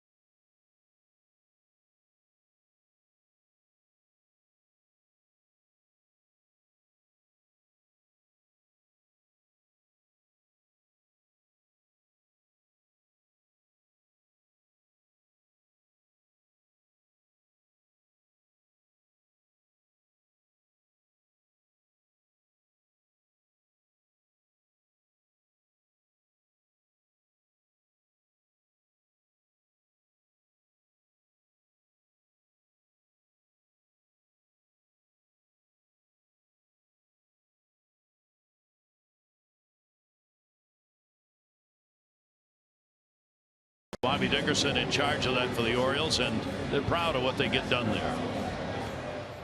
We take a lot of pride. I know last year we were I think fourth. The year before that we were first in ground ball batting average against, and that's one of the numbers I look at personally. I want to see when the other team hits a ground ball, are we there to catch it? And we have been pretty good at it. We've been in the top 5 in the league since I've been here, and that's with per se not a lot of range, as people want to say, with our infielders. Our infielders are not the most athletic guys, as I said, but they position well, they think well in advance, they kind of move with what the pitcher's trying to do to hitters, and then along with the scouting, the advanced scouting, we do a good job of trying to get in front of all the ground balls. Well, Bobby Dickerson's done a great job with this Orioles infield. Of course, J.J. Hardy, 3-time Gold Glove winner. Manny's won a couple as well. And yeah, they might not be the most athletic, but instinctual players, probably the best in the business. And I'm talking about the whole infield, about understanding what hitters are trying to do, what their pitchers are trying to do. Pretty impressive stuff on a nightly basis. And a lot of help from Chris Davis over at first base, who's played like a Gold Glove first baseman. He has saved innumerable errors in the infield by doing what first basemen are supposed to do, and that's make tough picks. Manny will take the pitch outside. There's Chris. Count goes to 3-1. Joe McEwing, the third base coach for the Chicago White Sox, we're chatting before the ball game today. That ball lined to right center field is going to fall in. It is cut off nicely by Eaton, who's got that great arm. And Eaton will get it back in, and Manny Machado is on with a leadoff single here in the 6th inning. For every Orioles walk, Care First Blue Cross Blue Shield gives $50, supporting Be More for Healthy Babies. 312 walks, $15,600.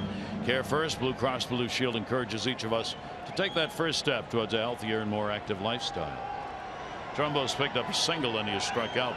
McEwing said, I think you're the only team I can ever remember that's had 3 shortstops starting in the infield. Now, we don't think about that, but that's true.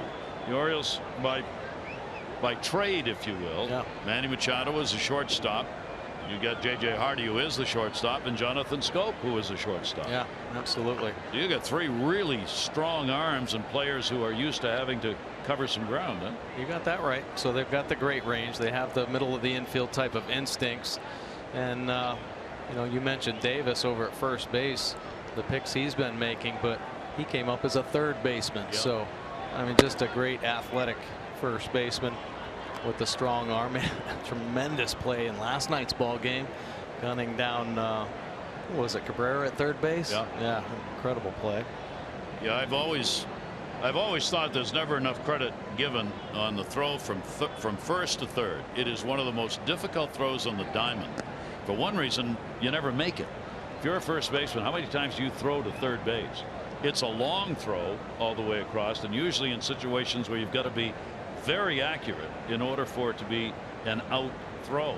Well, listen, that's why you see so many left-handed first basemen over there. Just the angles pure for them. Pop that one up to right.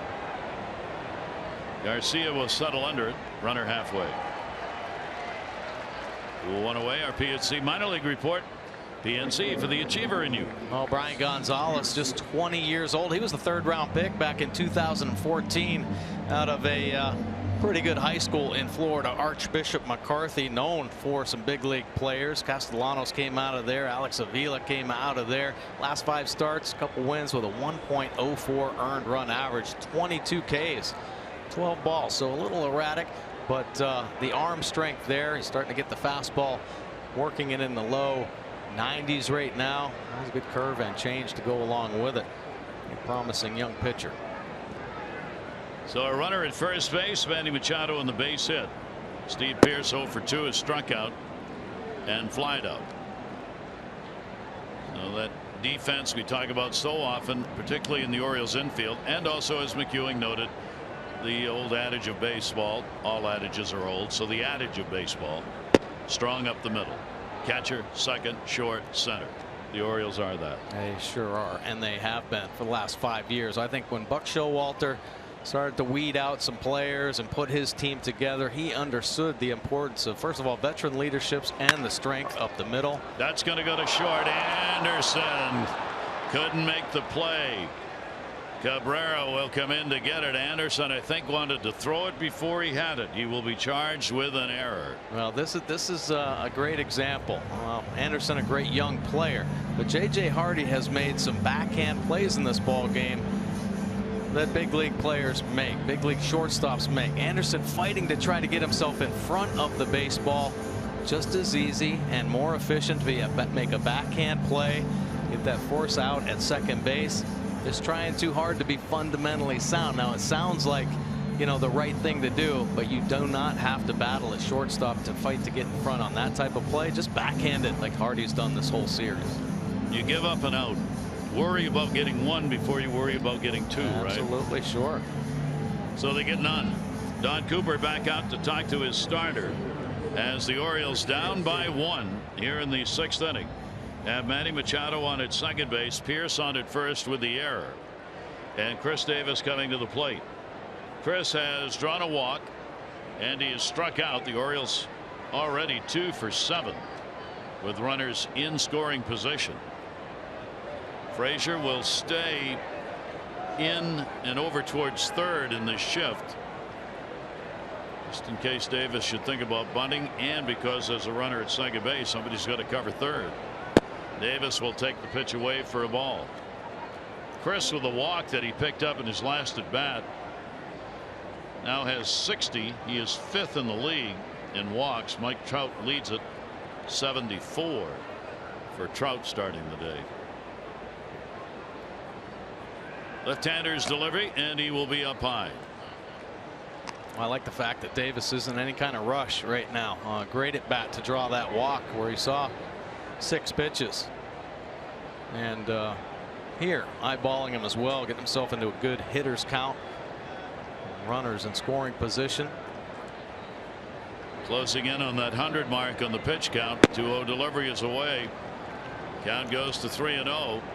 High for the year, 115 for Rodon. He's generally somewhere around, right around the 100, 103 mark. Bullpen, some movement for the White Sox. Davis will take the pitch. It is there for a strike. 2 on, 1 out. Matt Albers.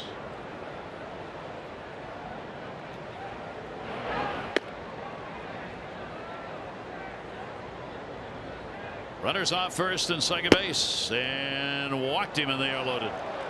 And again, Rodon, the reaction out there, and the Orioles load the bases up, 1 away here in the 6th. Man, good at bats by Chris Davis. Like to see that. Quality walks back to back, keeping some pressure on Rodon here. And one of the hottest bats in the lineup, J.J. Hardy, will be coming to the plate. So Hardy up with the bases loaded, 1 away. Infield obviously will set at the double play depth. J.J. Hardy an RBI and a double that came in the 4th inning. He is 4 for 6 so far in these 2 games, and a great chance for the Orioles not only to get the ball game tied up, but get themselves a lead in this game. A single, an error, and a walk have loaded them up. Hardy will take it at the knees. It is in there for a strike. For JJ, with the bases loaded, he is 1 for 5 this year. 3 bases loaded RBIs for him.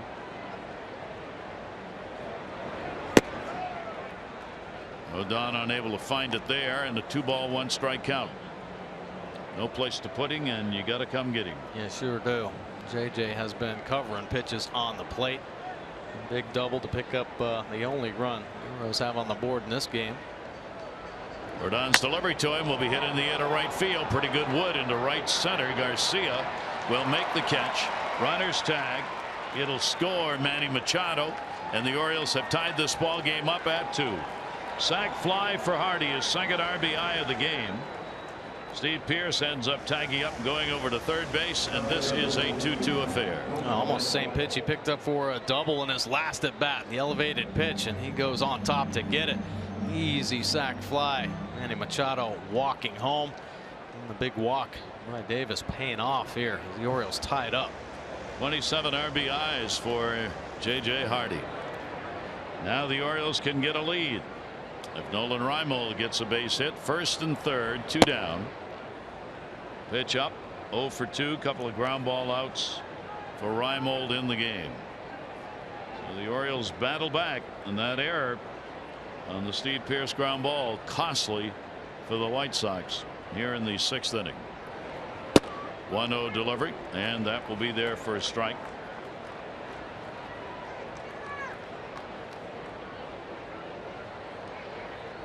The inning from the White Sox view should be over. If that play had been made by Anderson, just getting 1 out on the forced play at second base, they'd be in the dugout. Yeah. That's right. Robin Ventura has seen that, but it's the price you pay with young players. 1-2 delivery. That'll be strikeout number 7. But the Orioles will pick up a run. They do it on 1 hit, an error. The run will be unearned. 2 are left on.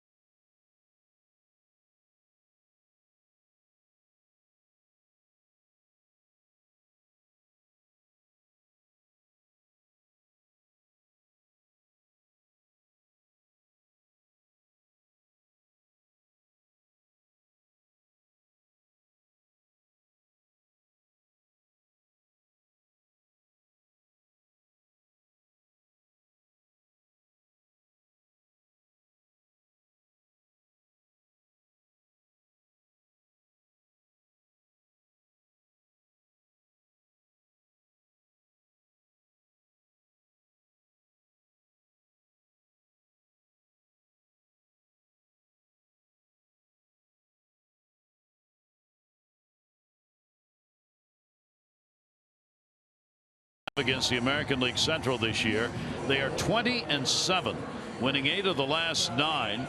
They've got a winning record against all the Central teams. You see what the numbers are there. Their win percentage is the best they've ever had against the Central Division. Second best came in 2012 in the splits. Runs scored up against the Central. Runs per game, and that ERA significantly different. The Orioles have really done a number on the Central this year. It's amazing. Now they played the Indians, who have probably the best rotation in the game. First place all year long for the Central, to a 5-1 record. Defending champs, the Kansas City Royals, are 4-2, so playing them tough. The Twins, they didn't win a game last year. 0-7 against the Twins, and this year 5-1. So yeah, what a turnaround. And 3-2 against the White Sox coming into this game. Cabrera will foul that one back. Melky Cabrera, Eaton, and Abreu, 2, 3, 4 in the lineup here in the bottom of the 6th inning. Orioles 2 runs, 5 hits, no errors. The White Sox 2 runs, 4 hits, and an error. Jacob Turner in the bullpen. Chris Tillman with a 1-ball, 1-strike count. Cabrera had an RBI double his first time up, hit into a double play. Orioles have turned 2 big double plays in this game. Caleb taking one in that left arm. No padding right there.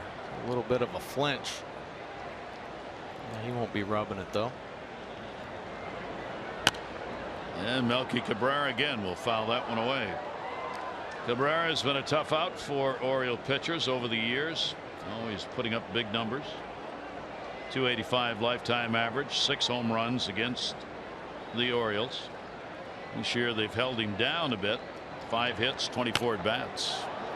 Fouling Tillman off, making Chris work to start the 6th inning. The 1-ball, 2-strike count. Yeah, I think most of those hits from Cabrera came when he was with Toronto, and for a couple of years Toronto had Tillman's number.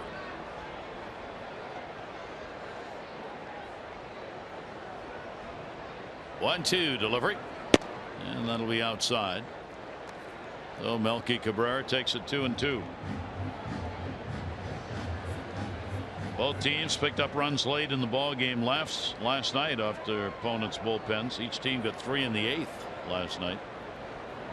2-2 pitch. Cabrera turns on it, headed towards the seats. Davis going over, and there'll be no play.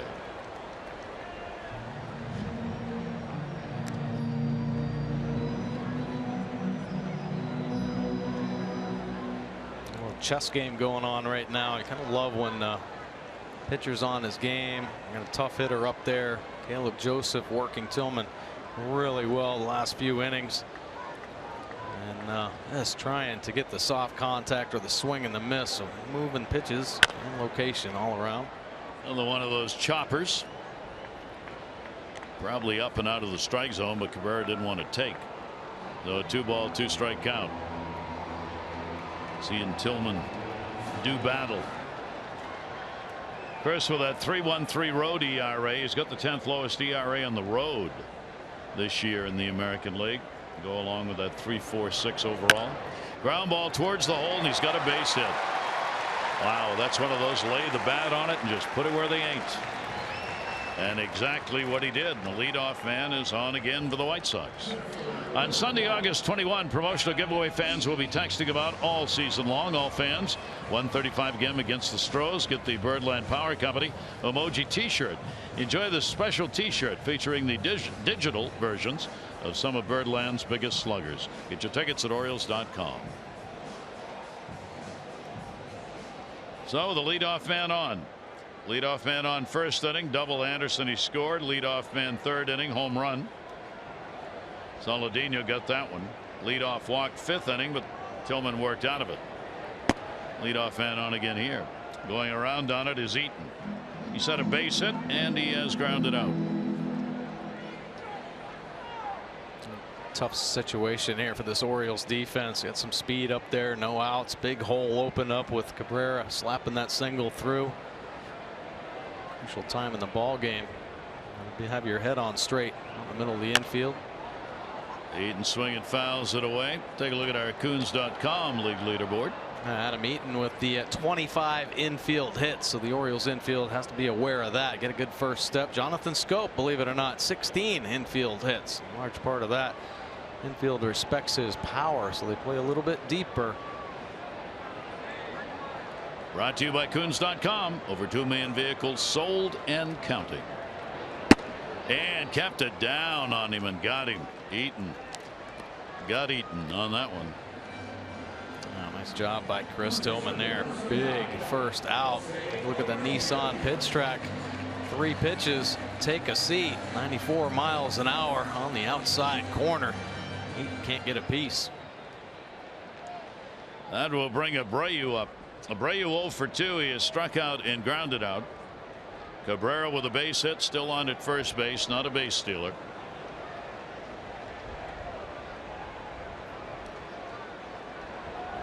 Abreu rips it foul, way out in front of that one.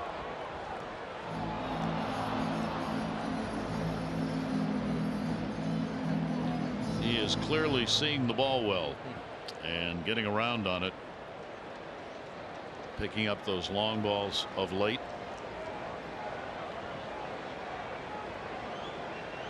Tillman just trying to keep him off balance. 0-1 delivery to him will be outside. Caleb Joseph out to get it, and a 1-ball 1-strike count on Abreu. Yeah, I think Tillman trying to steal a strike with the first pitch, a slow slider. He's kind of thinking that maybe the spin just frees him a little bit. And Abreu thinking differently. But aggressiveness as he yanked that first one up into the upper deck. 1-1 delivery on the way. That'll be foul back. Abreu, 2 years with the White Sox, hitting .317 and .290 in the first 2 years with the team, and big power numbers. 36 his first year, 30 last year, and 107 and 101 RBIs respectively in the first 2 years after playing in Cuba. for a decade. Here's the 1-2 delivery on the way, and another one that's going to be fouled back.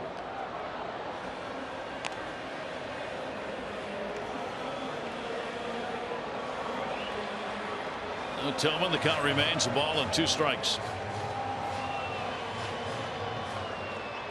Talk about pitchers and how hard they have to work in some major league games. Well, this is one of them. Both these starters have really had to work. Hitters have made it tough. And a swing and a foul ball just tipped it. Good pitch right there from Tillman.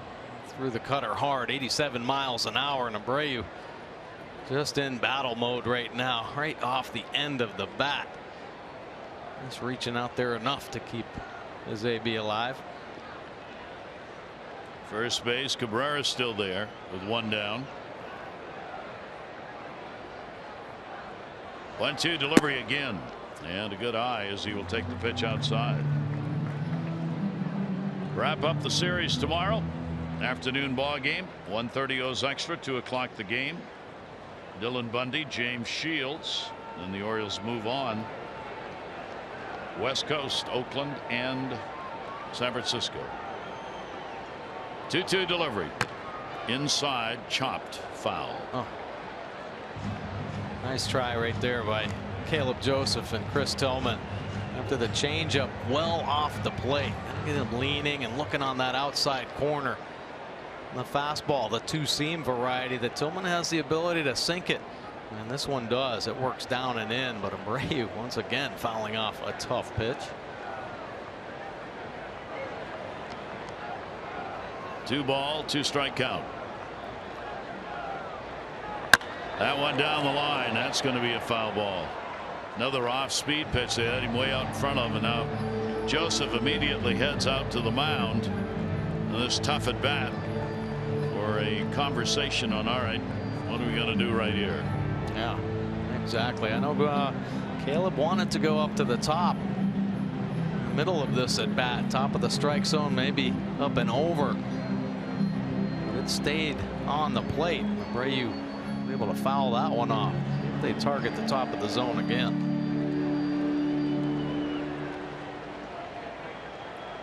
Our ball game tied at 2, so big at bats. Pitches all around the plate. Number 9 coming up. Yeah, mixing everything up. Fastballs, cutters, changeups. 2 balls, 2 strikes. And fisted him. Somehow he gets another one that he fouls back. That's a good pitch right there. Well executed, hitting that up and in quadrant with a good heater. Abreu this year with the 88 strikeouts, 29 walks.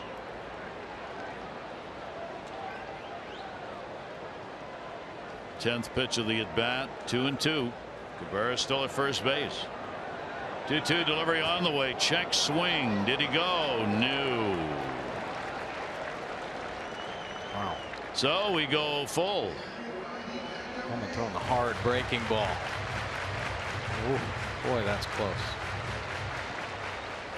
Well, either way there. Yep. 3-2. Cabrera's been over there at first base for a half an hour. Very good friends now with Chris Davis. 3-2, 1 away.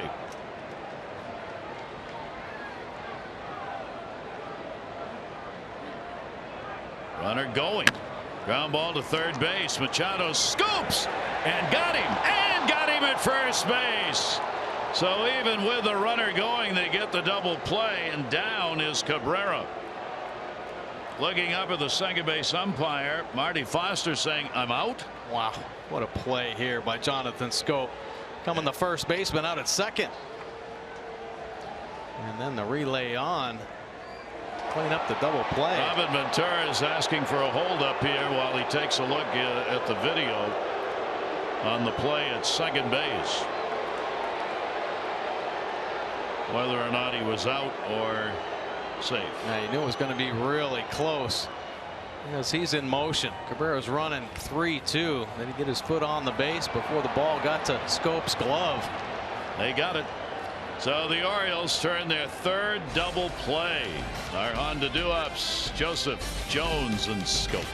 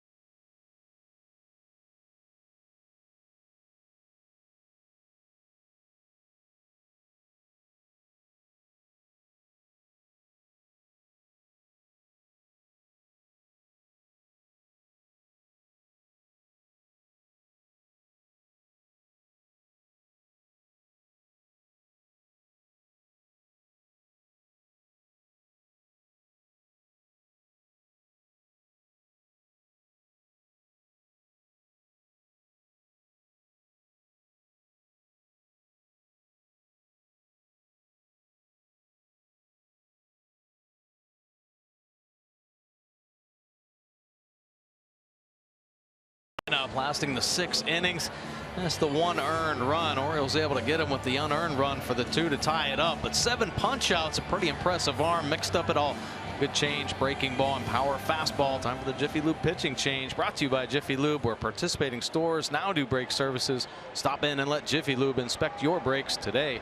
Well, the White Sox calling Jacob Turner out of the bullpen just recently, where he called from AAA and actually made a couple starts, but 12.54 earned run average gets him right back into the bullpen. Opponent's hitting .341 overall off Turner. And this is where this ball club has been most susceptible to falling behind. Middle of their bullpen has not been strong. Caleb Joseph 0 for 2 is grounded out and popped out. Turner's delivery will be taken inside for a ball. Turner worked an inning in the ball game last night and had 2 strikeouts. He came on to finish it up in the top of the 9th inning. 1-1 delivery on the way, and Caleb will take a strike on the outside corner. Jones and then Schoop to follow. This ball game tied at 2-2. 2-5-0 for the Orioles, 2-5-1 for the White Sox. And that one was big. An error that resulted in an unearned run in the 6th inning for the Orioles to tie the ball game up. 1 ball, 2 strike count on Caleb. Well, Jacob Turner looks like an arm that every organization has. A young kid, power arm, can rush it up there in the high 90s, but the ability to locate the fastball is what's hurt him. Did not go around on that.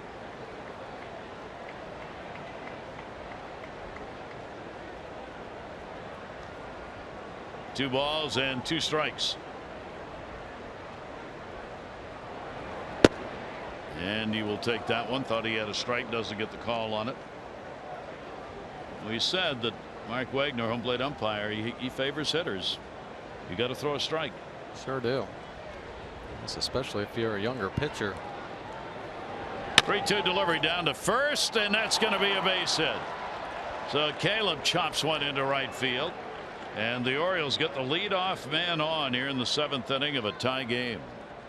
This copyrighted telecast presented by authority of the Orioles may not be reproduced or retransmitted in any form, and the accounts and descriptions of this game may not be disseminated without the express written consent of the Orioles. So the O's have hit number 6. And here at U.S. Cellular in Chicago, we'll try and get a lead in the 7th. Adam Jones, a base hit, a double in the 1st inning. He's 1 for 3. Turner delivers to him, and that's fouled off, whipped into the White Sox dugout. Well, Turner some pretty good life on that 2-seam fastball. Good velocity inside. It is going to bore hard in on the hands of the right-handed hitter. Nate Jones. With the middle of this bullpen being soft, one way you try and deal with that is don't leave guys out there very long so hitters get a chance to see them. You use them, you hope you get one inning, then you get to a solider part of your pen. Well, they tried to do that last night with Canely, and he only lasted that third of an inning. Adam Jones stands back in. Short lead, Joseph at first. Adam, a towering fly ball to left. Shortstop back. Wow. Oh, catches it falling down. Anderson. I mean, that's Cabrera's ball. There's no way the shortstop should be making that play, and he almost didn't. Yeah, not at all. Plus, it's twilight time. Tough to pick up the baseball.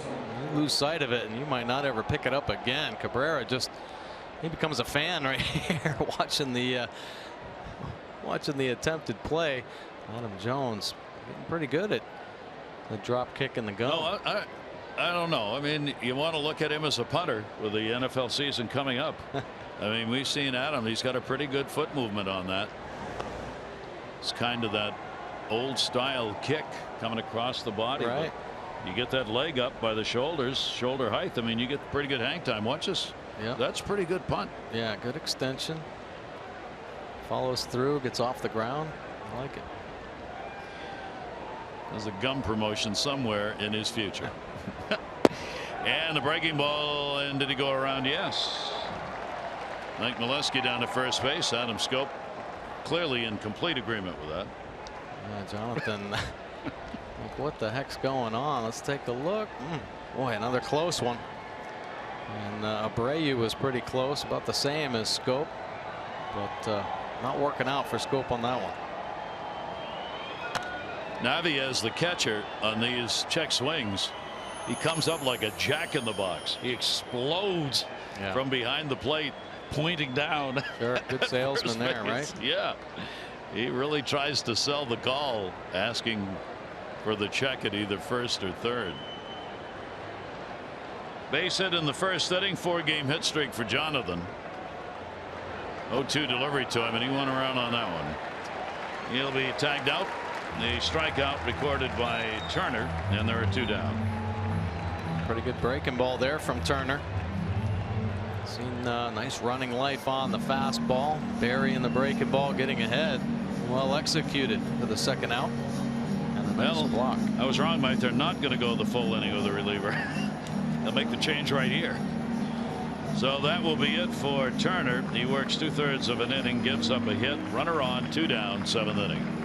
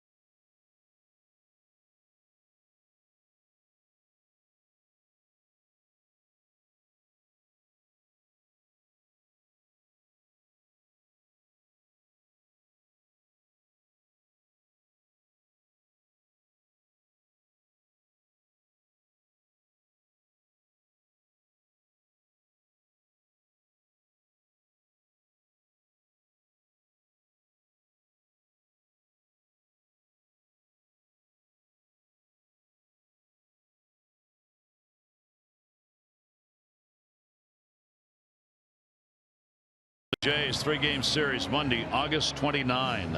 Seats available. Be part of the push for the American League East top spot. Get your tickets at Orioles.com or 888-848-BIRD. Well, White Sox trying to get this third out of the 7th inning with Nate Jones. Take a look at his pitch arsenal. Fastball 66% of the time. It is a power fastball slider mix. Occasionally you'll see a curve and change, but pretty good numbers on the year. Opponents hitting just 195. The reason why? Look at that funky arm action. Take a look at this delivery from Nate Jones. Throw in the fastball much like a javelin. Manny Machado has a double, a run scored, 1 for 3. Runner at first, 2 down. He is 0 for 3. Lifetime off this 30-year-old right-hander. Nate Jones, 7th inning, 2-2 ball game.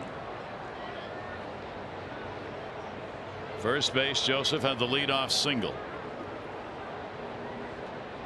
Delivery to Manny.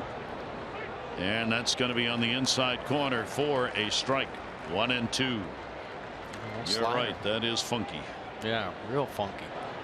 You wonder how he can muster up that much velocity with no true arm swing. 1 ball, 2 strike count. That's a chopper. They got to force it. Second base, big hop. Anderson has to go to first and will get the out. So no runs, 1 hit, no errors, 1 left. 7th inning stretch time on the south side. Ball game tied at 2.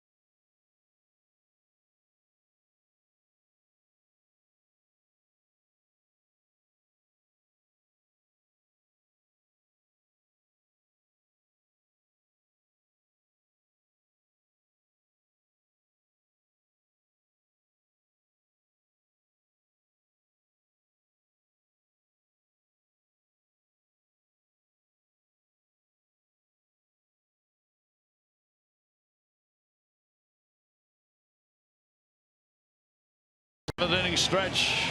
What a ball game. 2-6-0 the Orioles, 2-5-1. Costly White Sox error. Orioles get an unearned run off it in the 6th inning to tie the game. Chris Tillman, another outstanding performance, working here in the 7th inning. Pitch taken away by Morneau. He has struck out twice in the game. Frazier and then Garcia will be due up. Justin Morneau. 1-0. And another one that'll be located outside. After win number 15, if he can get it. Right now it's Happ and Steven Strasburg who are at the 15 mark. 2-0 is missed. The Red Sox, Rick Porcello and Chris Sale here with the White Sox have also picked up 14 wins. Givens will throw in the bullpen now, just starting his warm-ups. 2-1 delivery. Morneau a chopper. That's going to be foul. Morneau's had a couple conversations with some umpires here last couple days. Last night ending the ball game with a questionable foul ball that did not get reviewed, and then of course a strike 3 in his last at bat. He didn't like.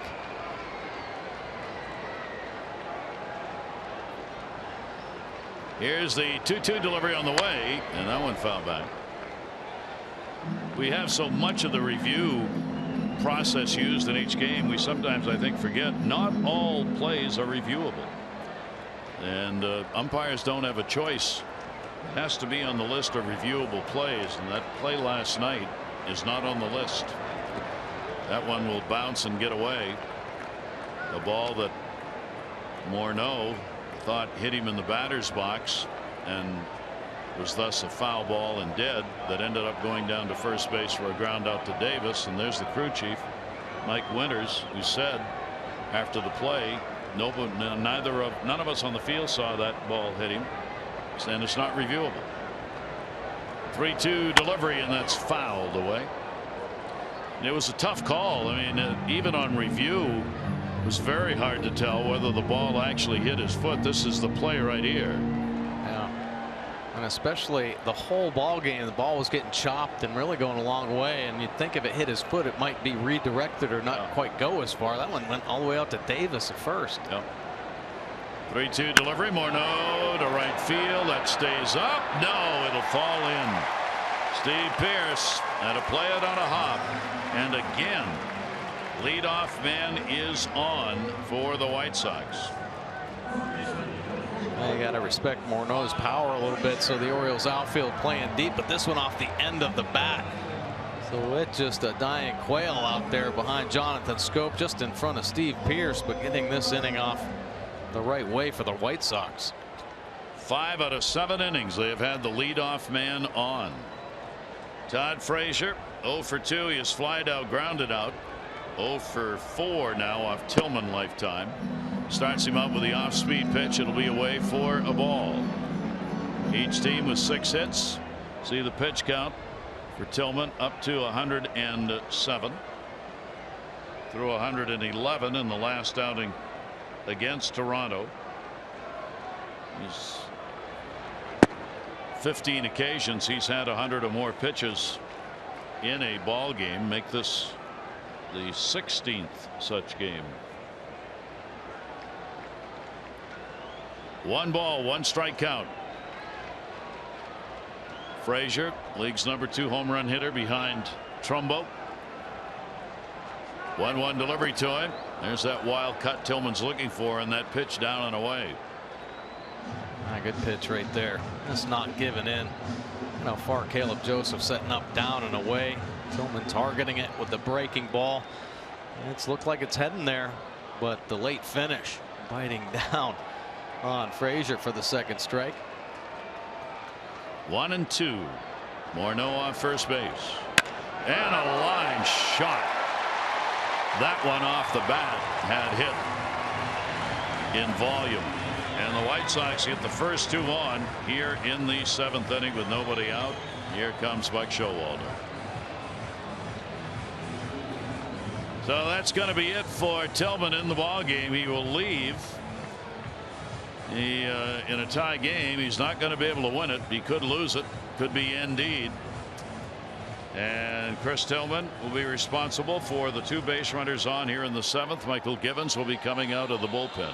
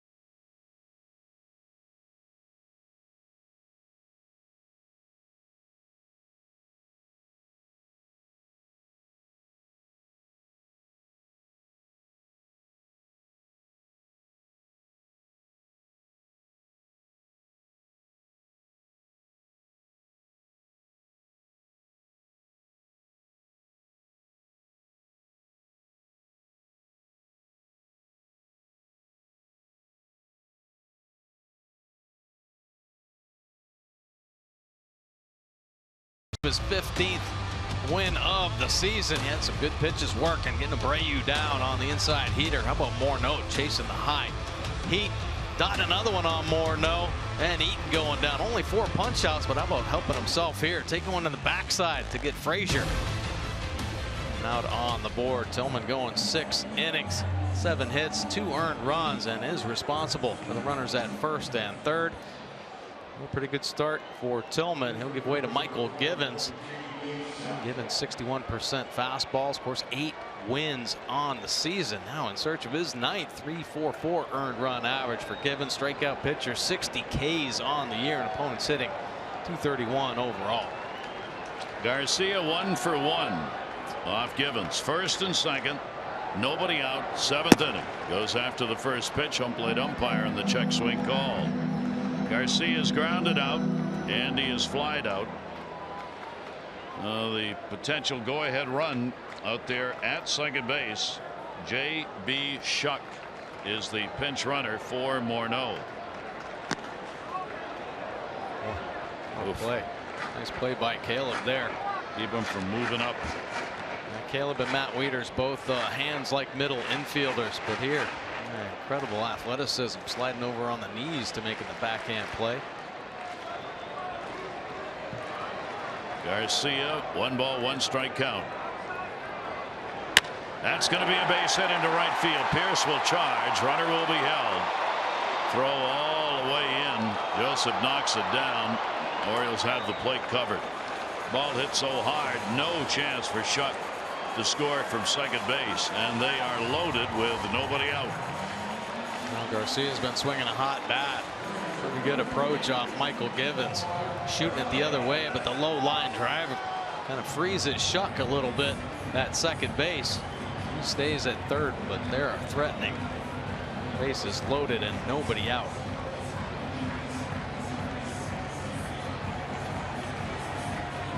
Well, the Orioles last night had to work through these kind of jams. Let's see if Givens and the Orioles can do it here. Narvaez, a walk, and he's flied out. Givens' pitch to him is a strike. Givens against Chicago's 3rd outing this year. He's worked 2 innings, a run on 3 hits, 2 walks, 4 strikeouts. Single. Morneau, Shuck the runner at 3rd, Frazier at 2nd, and Garcia at 1st, all with base hits. 0-1 delivery will be foul back. The Orioles will have the infield in. They'll look to make the play at the plate. Hopefully turning a double play, obviously. Home to first if they could get a ball hit hard enough at somebody in the infield. Yeah, absolutely. And the heady infielders know if the ball takes in one direction, since Manny, if it's down the line, he'll step on third, fire home. Different ways to get the double plays. Narvaez late. Gets the bat on it, fouls it off, but there's no way he was going to make that one a fair ball. 282 minor league hitter getting his first chance at the major leagues this year. Working behind the plate in this game. Narvaez 0-2. Givens wants a strikeout, and that one's going to be away. 1 ball, 2 strike count on him.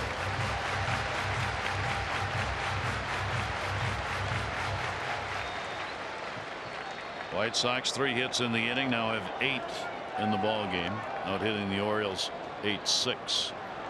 Narvaez takes. Tough pitch to take. 2-2. Yeah, sure was. Michael Givens actually wanting that pitch. A little backdoor slider. Just stays at the bottom below the zone.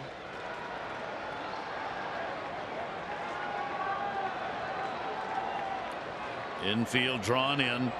Narvaez fights it off. Count will stay at 2 balls and 2 strikes.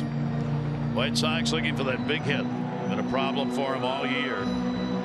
They are 12th in the league with runners in scoring position. Went only 1 for 10 in these situations in the ball game last night.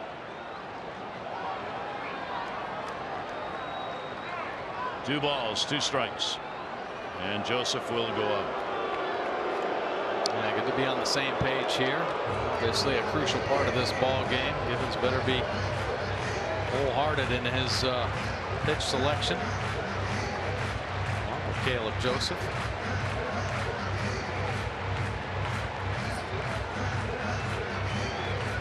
Two for 5 tonight with runners in scoring position. What a big at bat this is.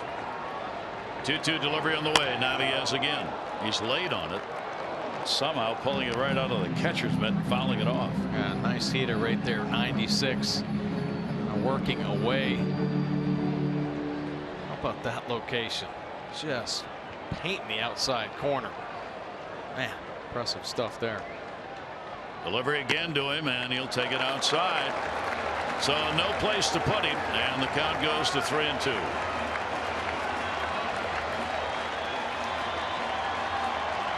Naviez playing in just his 13th game. Switch hitter. All of his at-bats have been left-handed. 3-2 delivery. Naviez will float it down the line. Long run for everybody. Manny Machado can't get it. Foul ball. Foul ball. Mike Winters, third base umpire, on the call immediately. Was that close? Wow. Man. A little blooper over the head of Machado. This would have been a special play, and that's close. Robin Ventura is having his video people take a look, and he's coming out. He's challenging it. Mike Winters got partially screened by Manny Machado. He was kind of looking around him, and Manny kind of limping back towards the infield too after he slid. Yeah, he went sliding in with that left knee underneath. There you see that left knee and the ball. Ooh, man. Like some chalk went flying there. Now the question is, where do you put him? Yeah. If it was a fair ball, it's the umpire's judgment on where the runners would be. But first, they would have to overturn the call, and again, it's one of those situations where is the video replay solid enough to say indisputably the call was wrong.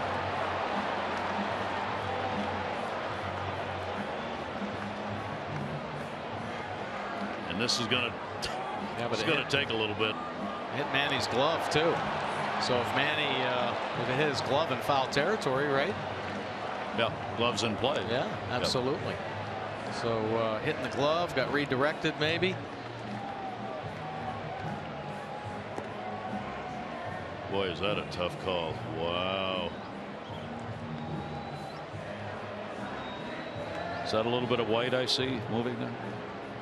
Yeah, it looked like there was some white that came up, but that's one of the things that helps on the video replay, helps the video replay people.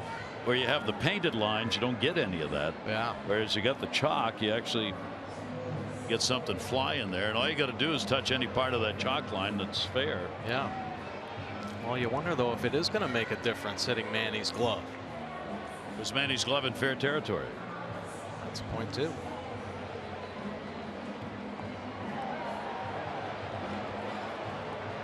Well, Mike Winters is the crew chief, and he was the third base umpire.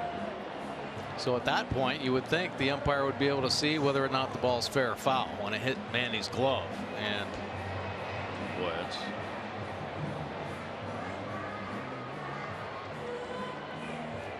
they've been tested, haven't they, with these reviews? Oh, that's how many. I mean, there's a reason we've always said baseball's a game of inches. That's always been a truism. Here's another one of those situations. So if there's this much of a question, and the ball hitting Manny's glove and not being able to tell whether or not Manny's glove is fair or foul, then it's got to stay. Yep. Right.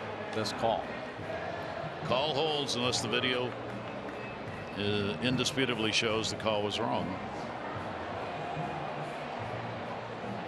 See, Manny's in foul territory. Right. Boy. I don't know how you could die. It looked like he came back into fair territory with the glove and the ball hit the chalk. But that's not all that clear.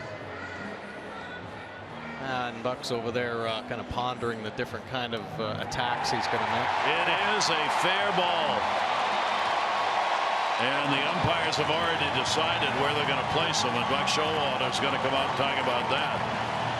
Looks like they're only going to give him 1 run. Shuck will score from third. It'll be a base hit and an RBI.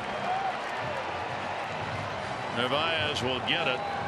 It'll give the White Sox a 3-2 lead, and the bases will remain loaded.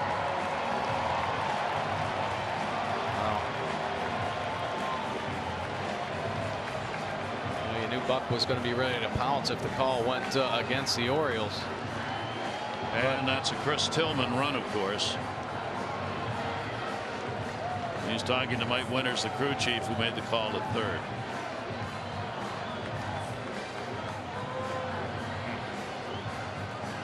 Buck won't spend too much time out there. There's nothing you can say about the video replay decision, and the placement of the runners is as good as he could have hoped for. Only 1 run scores. Oh yeah, absolutely. So the bases will remain loaded.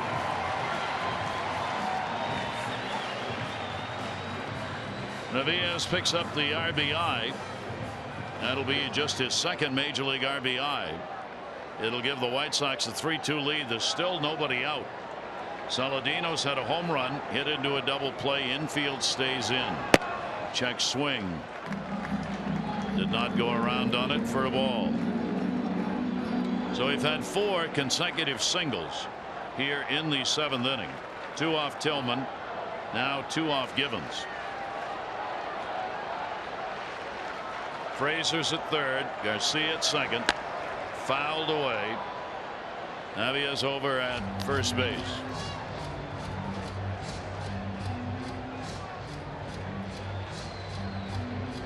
Saladino's 6th home run came in the 3rd inning. He's had 3 hits now in these 2 games. He is 3 for 7. Couple of RBIs. He was going after more on that one. 1 ball, 2 strike count. But Michael Givens coming up with that exploding fastball trick. That's 97 taken off up and in for strike 2.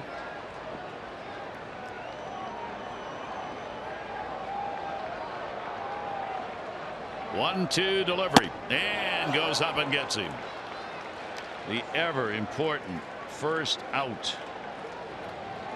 Big time pitch here from Michael Givens, reaching back on the top of the zone with 97. He's climbing the ladder there. Oh, on the inner third. That'll bring Anderson up, the leadoff batter. Doubled and scored in the 1st inning, has drawn a walk, and he has struck out. Tim Anderson, the young shortstop, sacks full. And a little different play in the infield here, Mike. They move Manny Machado back, but everybody else is in. Well, Manny can afford to free up a little bit just to give himself some more room on the corners. Of course, still close enough to home plate to fire at home. J.J. Hardy, Jonathan Scope, they're coming to the plate. 23-year-old shortstop out of Tuscaloosa, Alabama, just his 4th pro season. And a rookie, 1-1 count. And he'll foul that one out of play. Count goes to 1-2. We talk about batters who are quiet at the plate. I think Evan Longoria, who seems his heart stops when he's at the plate because there is no movement of any kind. Then you see Anderson. The body never stops. Gets it going. Yeah, gets it going. The arms moving, the bat's moving, the head's moving, and he fouls that one out. So whatever works. You got that right. And now this Orioles infield, you know, they're thinking about a potential double play ball, but they know there's speed in the box. So this is where they have to have that awareness, the court awareness, speed of the ball, speed of the runner to make that wise decision. 1-2 delivery up and in. 2-2 on Tim Anderson. Givens brought in with 2 on. Single to Garcia, loaded him. Single to Narvaez, brought in a run. 2-2 delivery on the way, and that's outside. Here we go again. 3-2 count again with the bases loaded. It'll be pitch number 7 coming to Anderson.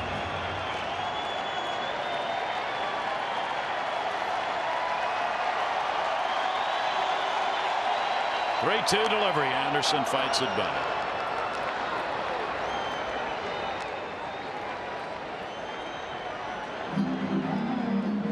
Good battles here. 95 there at the top of the zone. There's Tillman, pitcher of record on the losing side right now. And another one down the line in right field. That is headed into the corner, and it is a foul ball. Mercy. Everything about these two games has been about an inch here or an inch there.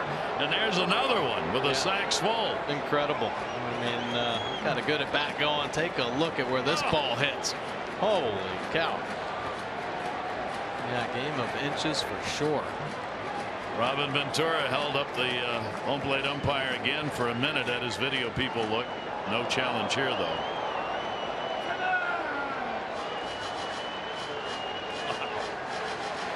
This ball game could have been broken open a couple of times here.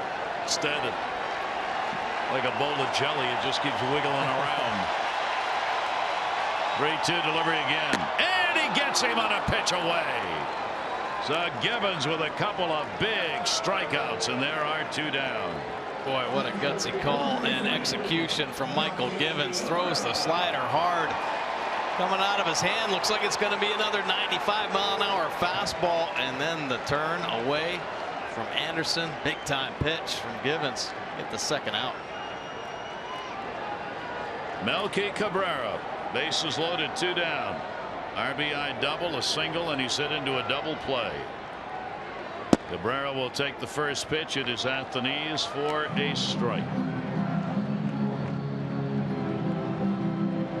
Couple of ball games already in this series that have really had some excitement that's just continued to pile up as the ball games rolled along. The 0-1 delivery on the way, reached for it, fouls it off down the line the other way. He had a grand slam May 27 against the Royals rather. He's had 3 grand slams. He's got the bases loaded here. But a 2-strike count. Givens delivery. Cabrera goes down swinging. Givens strikes the side out with the bases loaded. They will pick up a run on 4 hits, but they leave the sacks full. White Sox up by 1.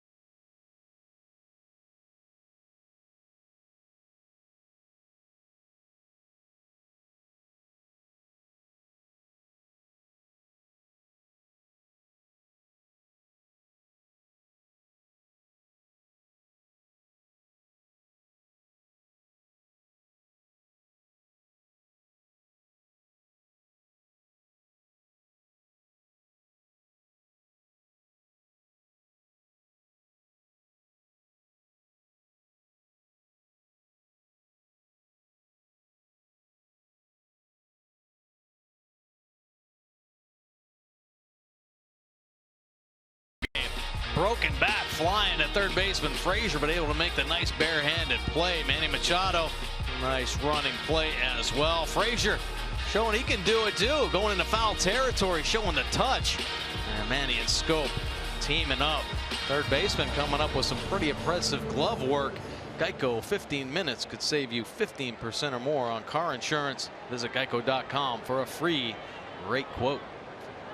And we go to the 8th inning with the Orioles down by just 1. Royals still leading the Blue Jays tonight 4-2 in their game, and they're going to the top of the 9th inning in Kansas City. Fouled away, Mike Trumbo. Trumbo, the Orioles DH, a base hit and a run scored, came in the 4th inning. RBI by Hardy. Sac fly by Hardy came in the 6th inning. The Orioles 2 runs. Cabrera's had an RBI double, a home run Saladino. That one fouled back and on the other side of the screen. Vance Worley in the bullpen for the Orioles.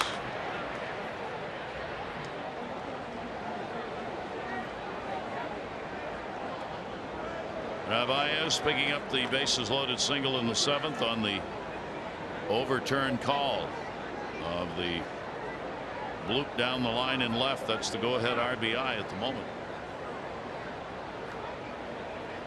Jones becomes the pitcher of record. He came on to get the final out in the 7th inning. 0-2 delivery by Jones, and he gets Trumbo and a K. Orioles baseball on MASN, brought to you by Maryland Football. Single game tickets to DJ Durkin's first season are on sale now. Start at just $25. Visit umterps.com or call 1-800-I-AM-A-TERP to purchase Fear the New Era. Fear the Turtle. Ball drilled left field, but right at him. Cabrera. Nice pass there by Steve Pearce. Jones doing a good job right now as the setup man. Talked about that interesting funky arm action he's got. And he has a little hesitation. He kind of shows it to the hitters, and then he makes another pump back to load and fire.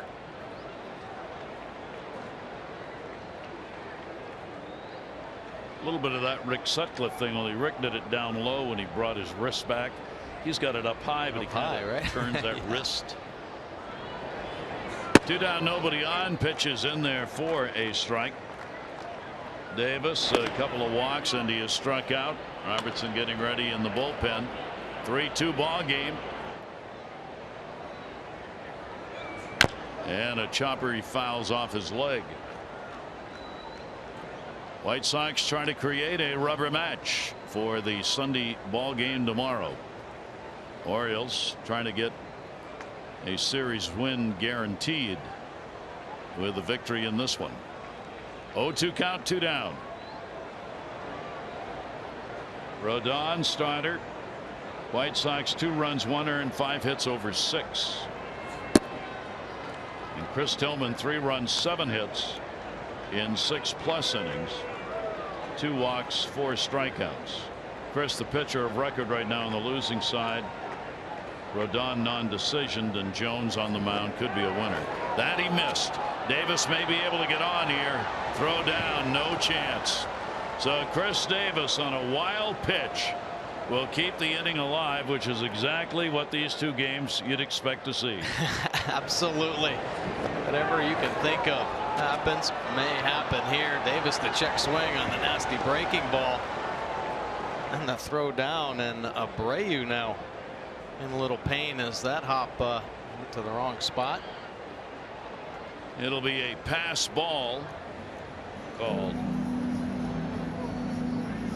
Don Kubel will make another visit to the mound. Now it's going to be a wild pitch. So they will meet again.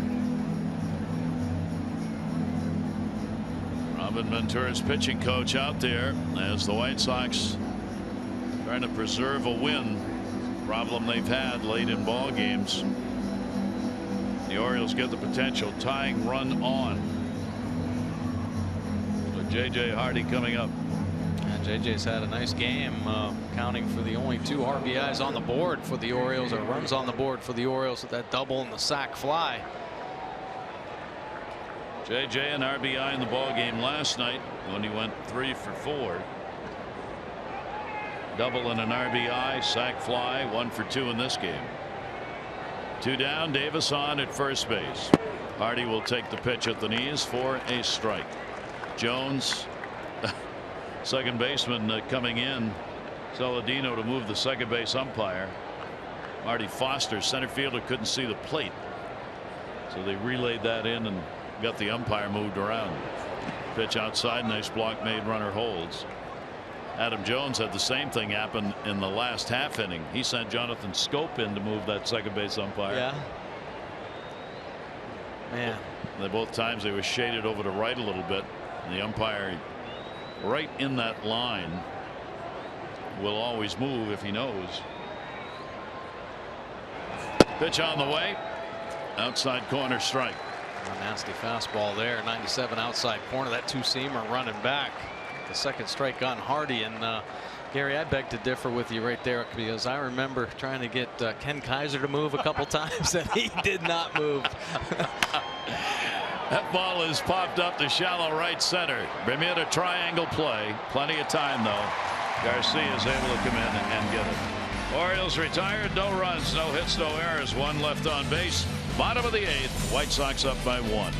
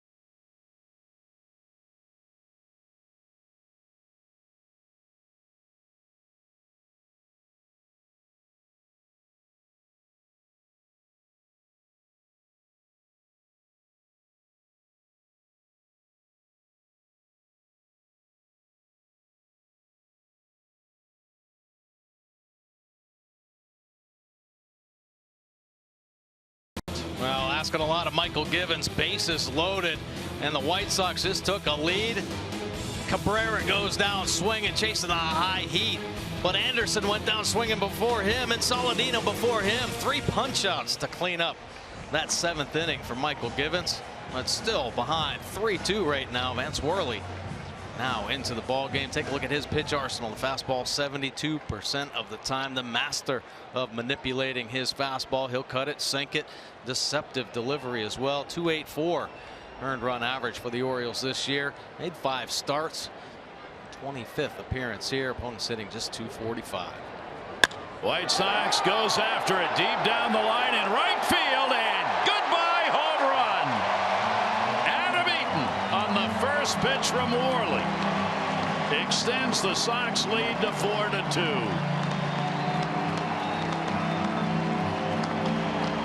Is that a big run?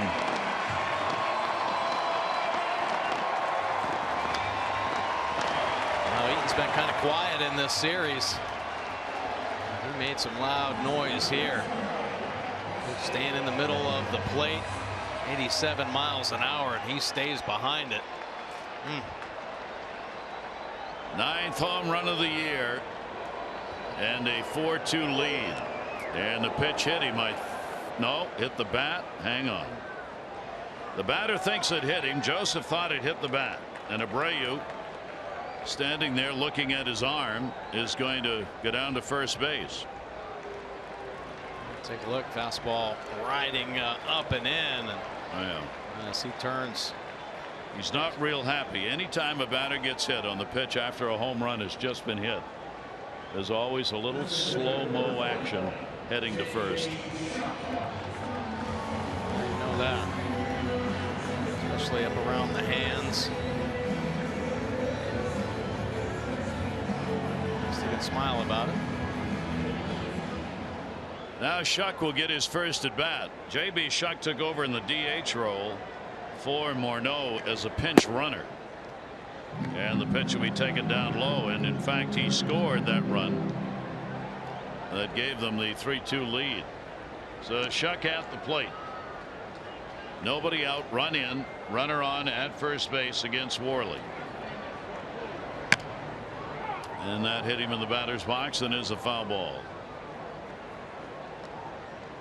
Worley surrendering his 6th home run of the year, coming in 63 in the 3rd innings pitched. That was a situation, I think, Mike, where you got a guy coming out of the bullpen, a hitter comes in, first pitch, I'm going to look fastball. If I see it, I'm going to go after it. Yeah, he got it. Yeah, aggressive cut right there. And Worley's been real good about not leaving balls on the white part of the plate, working the edges. Left that one over the middle, and yeah, Eaton woke up. Third base, Manny Machado on the fly gets that one. So Shuck is retired in the attempt to get one down in foul territory for the first out.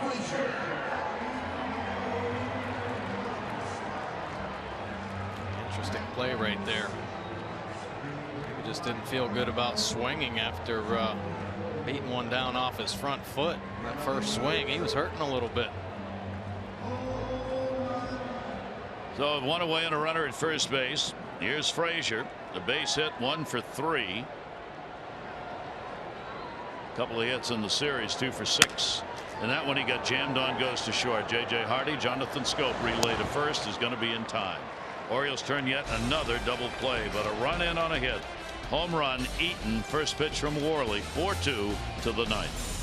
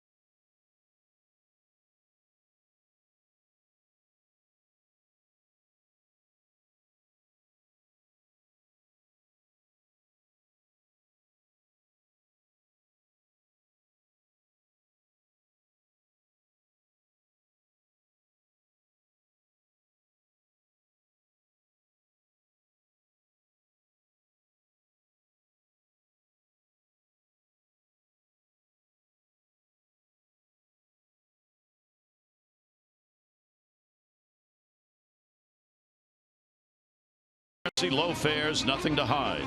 And by Antwerpen Toyota. Get in the game this season with a new Toyota for an Antwerpen Toyota. White Sox have the lead, 3 outs away from a win. The Orioles down by 2. And the White Sox are going to go to Dave Robertson, their closer. Look at his pitch arsenal. The fastball 69% of the time. Good heater with a natural hard cut on it.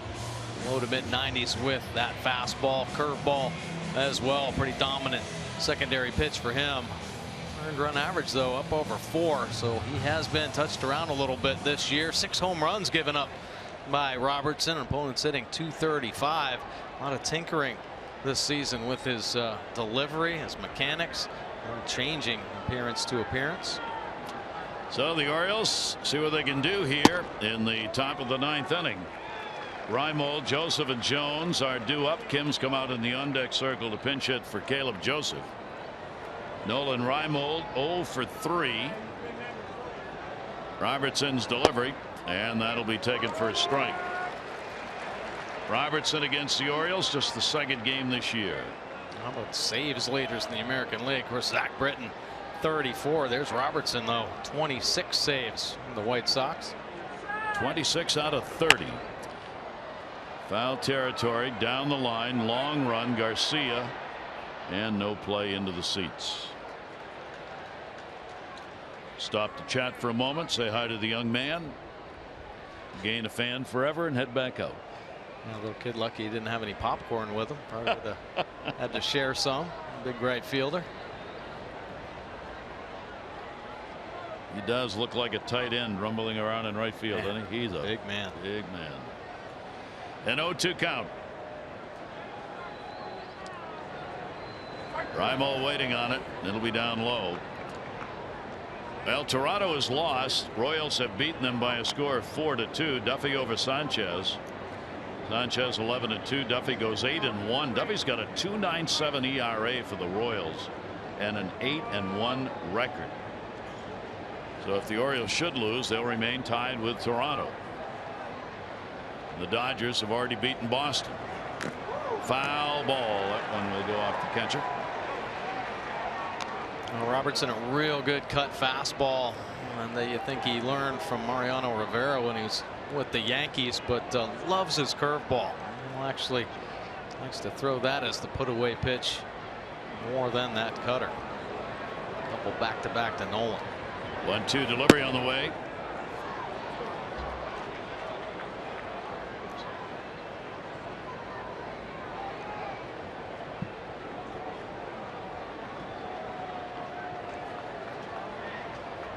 Two ball, two strike count.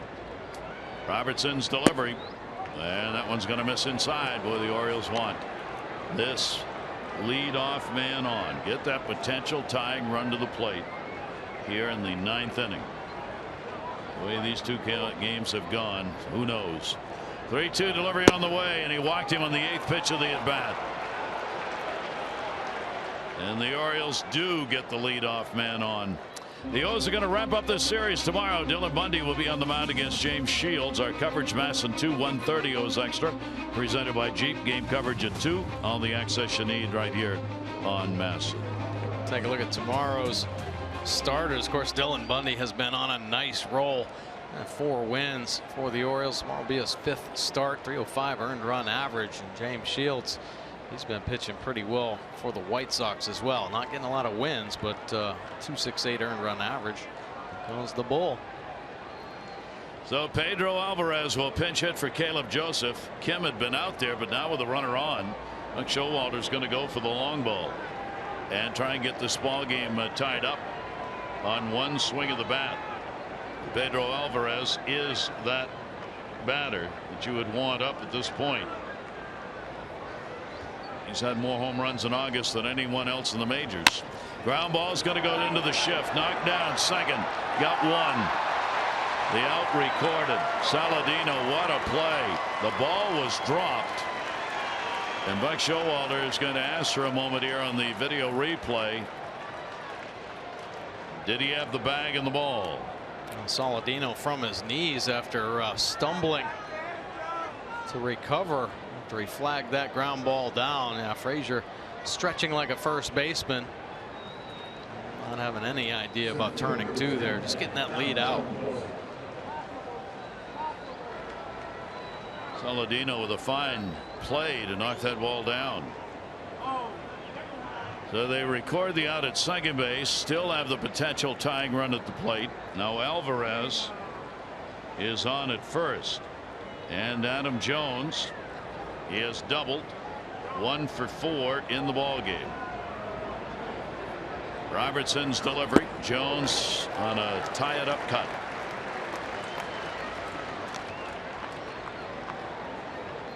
Take a look at Robertson losing his footing here. That front foot sliding down the mound, and then ends up on the backside there. And he still gets a strike. Yeah. Hey, might see that next year. Pitchers just falling down, you know. More deception. Adams hitting hard, 7 for 22 off Robertson and 3 home runs. Oh, and delivery on the way. That gets away, but right there at the plate, it is knocked down.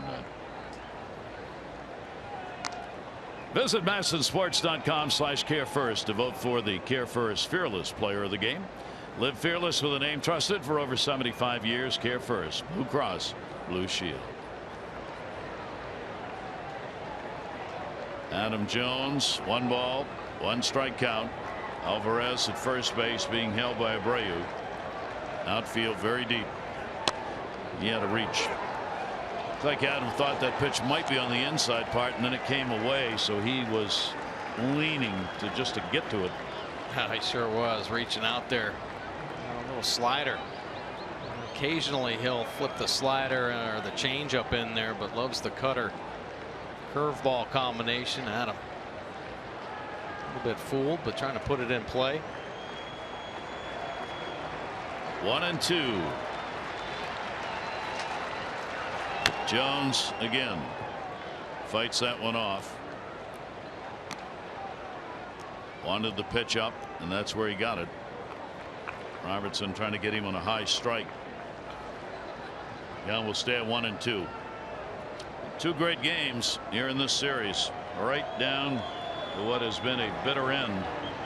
7-5, the Orioles winning it last night after they got 3 and gave up 3 in the 8th inning. Now trying to come back here in the 9th. 1-2 pitch on the way. Adam will ground it down to third. Frazier backing up. There's one. Relay over to first. Ball game over. Adam Jones hits into the double play around the horn on the 5-4-3, and the Orioles are retired. And the White Sox win it by a score of 4-2 and set up the rubber match for tomorrow. Tillman will take the loss. He'll be 14-4. Jones gets the win in relief.